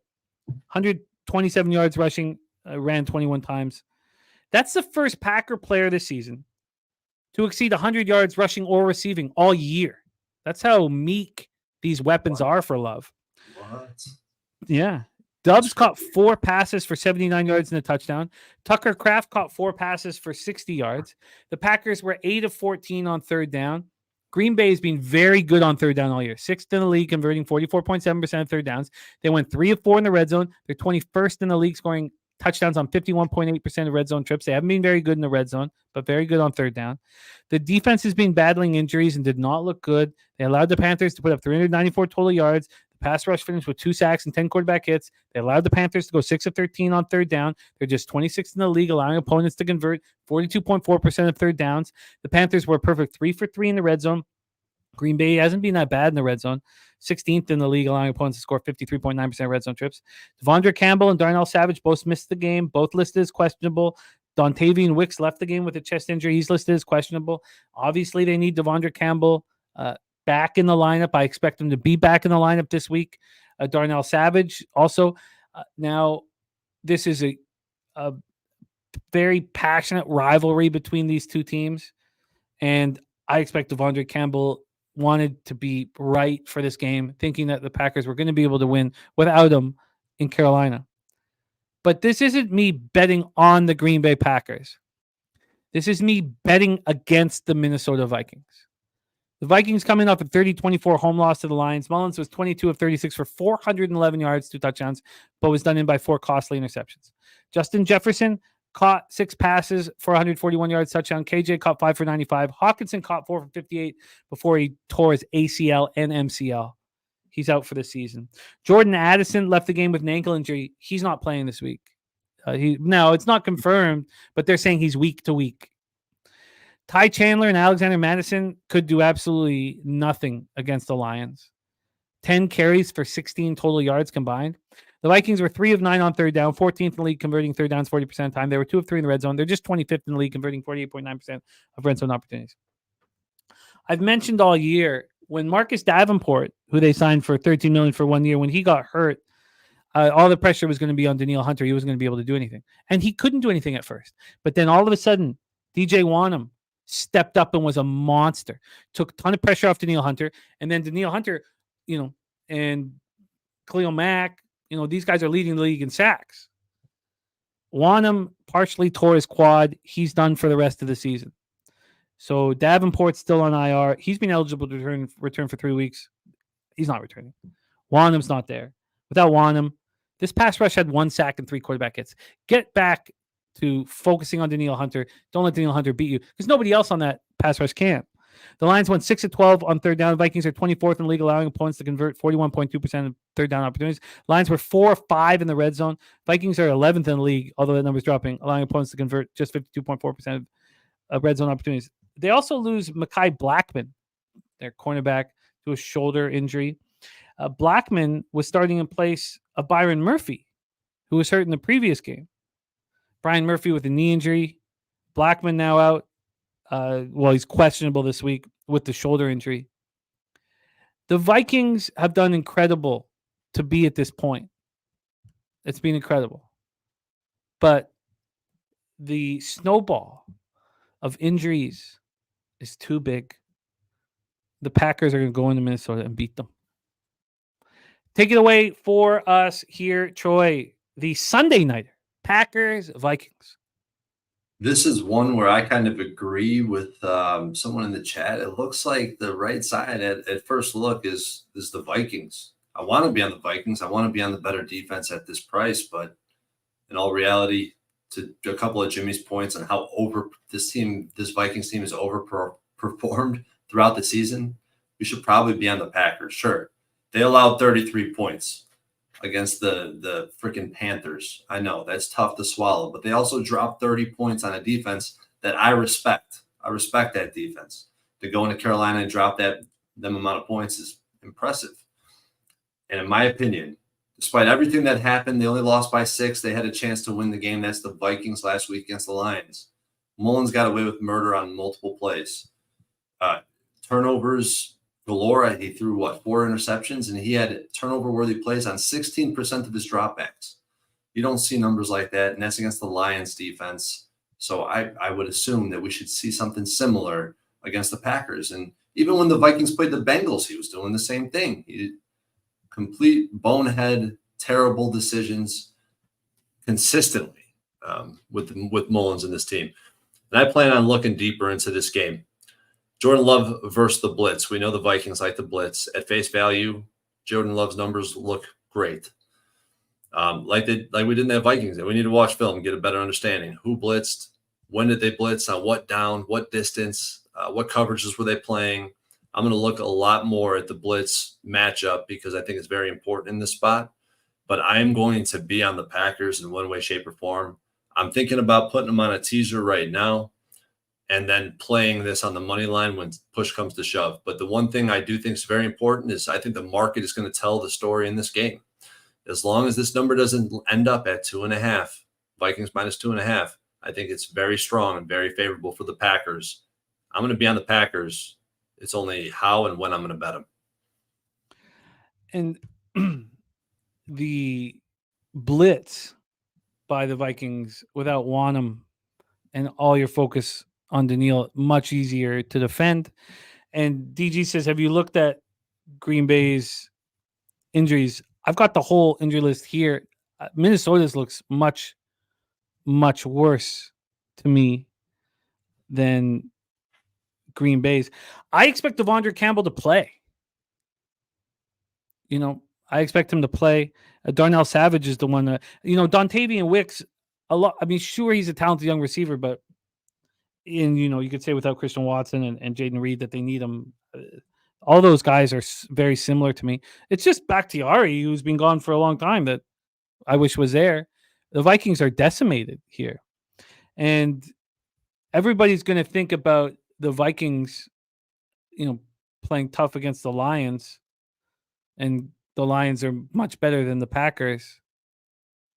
But now the Vikings have a whole week to see how much they've lost with no Hawkinson and no Addison and no Wanham. Those are huge pieces of the puzzle. If Blackman can't come back, if Byron Murphy, this Minnesota Vikings injury report wasn't nearly as bad in that football game than it was, by the third quarter. They were devastated by the third quarter by injuries. Oh, it was over. And with Mullins at quarterback, this guy's turnover-worthy play percentage, it's a small sample of games this season, but it's extremely, extremely high. This guy's going to make mistakes, terrible mistakes, that I don't think Jordan Love will. And Jordan Love is saying, I want it all on my shoulders. You should hear the way he's talking right now. And look, the public's going to be on the Vikings. It's 50-50 right now because it's not the public who comes in and smashes, 5 days before. Check the money line. That's actually the funny thing. If you look, if I remember correctly, let's see. Yeah, so you got 50-74 on the spread on the Green Bay, but on the money line, you got 27-80 on the Vikings. yet this line is not moving. It's not reflecting that money line price. Yeah, maybe this has changed since I last looked at it, but I thought I had seen the public on the money line for the Vikings, and I expect that to be the case. 100%. I'm with you. Yeah, the Vikings being hit hard on the money line here at this point. It's going to be great. Dennis Garcia says Green Bay turned DeVito into a thing, made Mayfield look like prime Tom Brady. I mean, a lot of teams have made Mayfield look like that. And he said made Young look competent. The Green Bay defense has turned into a disaster. I want as many people to feel that way as possible. And I do not think that the Vikings, without Hawkinson and Addison, and now only have Justin Jefferson. Now, KJ Osborne, we know what Osborne has drops, man. Osborne, now he can step up. He's capable of step up. He better. Nutflush talking about the Packers team total here. Packers team total 21.5 minus 115. Whew. That is a great look. That's a great look, Nutflush. That's a great look. Packers team total over 21.5. All right. So that is the Packers Vikings spot. That is our Sunday night. The show went long. We got to put a bow on this. It's such a crucial week 17 here. Next week, we have the final week, and then shows will be much shorter with the playoffs here. But thank you all. I hope you guys all had an incredible holiday and continue to have one as we go into the last few days of the new year.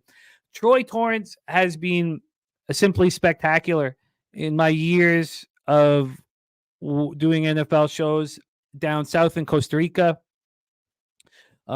back north. I worked for another company for a little while, and then here at Pub Sports Radio. I've never had a co-host show the skill and have the success that Troy's had this year. With an average line of plus 136, he's still hitting 52.7%, is up 40.43 units, ROI plus 11.58%. Let's go over the action here. I want the over, and I want the Browns. I don't know if I move on either right now. Maybe just the over. That's the Thursday nighter. Troy's on the Browns -1, Rams -0.5, and he's moved on the Browns -7. Then on the Saturday action, Detroit, Dallas, we've stayed off at this point. Troy, jump in if I've missed anything. With the Browns, I already have 4 bets on the Browns. Browns -7, the teaser Browns Rams that you mentioned, Browns money line, Colts money line, and Browns money line, Bears money line. I like it. And then the Patriots and the under. This is another spot that I may not move on tonight and may sit with. So we'll wait on that. The Bears, I'm moving on tonight. The Chicago Bears, I'm moving on this evening. The Colts, I'm moving on this evening. Troy is on the Colts -3 and the Colts money line, Browns money line together. Then the Rams, Troy liking the Rams -6, and he's got the Rams -1, Browns -0.5. I'm going to spend a little bit more time on the Rams here, but I'm very interested in them, despite the 49ers being on deck. The first half over, full game over, already bet Arizona, Philadelphia. I got the 23.5 first half, -110 this morning. It's already at 24.5. It's gone up a point, and that's a crucial point on first half bets. Now that 48 hasn't changed yet, but Pinnacle's on the scene, so we'll see how this rolls. Hey, Jimmy, I moved with you on Eagles first cards over 47. Oh, nice. There was a 47 available? Maybe I marked that down wrong. Let me just go back. No, check. I mean, right. 47. That scares me though. Let me check. No, it is a 48. Apologize. Okay. No, it's all good. That makes me. I would have had to go for a walk. Saints, Buccaneers, no action at this point. Then I have leans for Commanders and the under. Do you remember, was it last year that San Francisco went into Washington and just barely squeaked out a victory just because they don't care? They just got to come back healthy. Maybe it was 2 years ago, but they're an angry group. I'm more interested in the under at this point, but then I would have to trust the Commanders' defense, which would be a horrific 3 hours of watching. I lean towards the Panthers. I'm just going to leave it at that. We're going to kind of watch the market closely. Then Ron Crawford spreadsheet play today is Miami +4. I'm going to move on the under. I'm going to move on that this evening. Then the Texans, I'm moving on this evening for sure. I got to get that 3.5. The Seahawks, I'm going to move on this evening. -3, -125. Troy's on the Chargers +5.5. I'm interested in the under and the Chargers. I'm going to wait on both of those. Then the Chiefs. You know, you can talk about these things, and if you don't put your money where your mouth is, I mean, what's the fucking point? There's no point. And I'm not going to do that. I'm not going to waste people's fucking time with an angle that I believe in. And I'm just going to say, well, that'd be the bet I'd make if I had a free bet. No, you can say that for some spots, but if you're going to have conviction with a full breakdown, fucking bet it. And that's what I'm going to do here. And we'll deal with these we'll deal with whatever fallout there is. Packers +2.5, -110. Me and DG going heads up. Not a good spot to be in going heads up with Dennis Garcia, but here we are. I'm going to take the Packers team total over 21.5 as well. Not flush Allen. Look, I'm going to add that this evening. And I'm going to have a lot of action. I moved on that Packers game as well. I did the teaser Browns Packers. So I got Packers +8, Browns -1. And I plan on being heavy on the Packers when this market's fully developed, as long as we're not seeing that 2.5. And depending on where the cash flow is, which I usually make posts about these games. So just heads up for that. Definitely follow Troy on X at Troy Torrence 11. Definitely follow him on X. He puts all this information out. Thank you guys so much. Thank you to our producer, Jose Bouquet, who works nonstop for us at Pub Sports Radio. I can't wait to host the poker tournament with him on Friday evening. And thank you to all of you guys here supporting the show. Not Flush Allen says, how do we not absolutely smash the 49ers first quarter? May be the biggest bet of the season. My concern, Not Flush Allen, is with Banks out and Williams out. That's my concern. Now, the Commanders don't have a pass rush that could hurt them, but that's my concern at this point. But I love that you're going to hammer it. And maybe it doesn't matter that they're out. Maybe they just roll regardless. I love it. Not Flush Allen, Charlie Chips, Nunya, Mel, Harold Williams, Tacky JP, Mac Beavers, Nick, Jared TG. Thank you guys. Nunya Business, Dennis Garcia. Thank you guys. North Ender, Mike, Rants. We truly have nothing without you guys. Thank you so much for your support. Thank you for supporting the show all year. And I know that Troy has led you to a lot of cash. I need to step up my game and do the same. Troy, I'm excited about Week 17, my man. I'm excited about the playoffs coming up. I'm excited about Pubapalooza. I'm excited about the poker tournament on Friday. I'm excited about everything that we're doing here at Pub Sports Radio, and you've been a huge addition to the squad this year. I love rocking with you. Can't wait to hang with you at Pubapalooza in San Antonio. Do you have any last words here for the show? Why don't you close it up for us, and our man Jose will put a bow on the show and close up when you're done. But why don't you take us home, my man? Yes, sir. Hey, this is a beautiful community we got going here. It's a blessing to be a part of it. It's a blessing to be up here next to you, Jimmy, capping these games with everybody in the chat. It's just awesome, man. And we only have so many weeks left to capitalize on this NFL opportunity. Let's hammer it home, finish strong. Can't wait for the playoffs. And at the end of the day, what are we going to do? We're going to leche los bookmakers.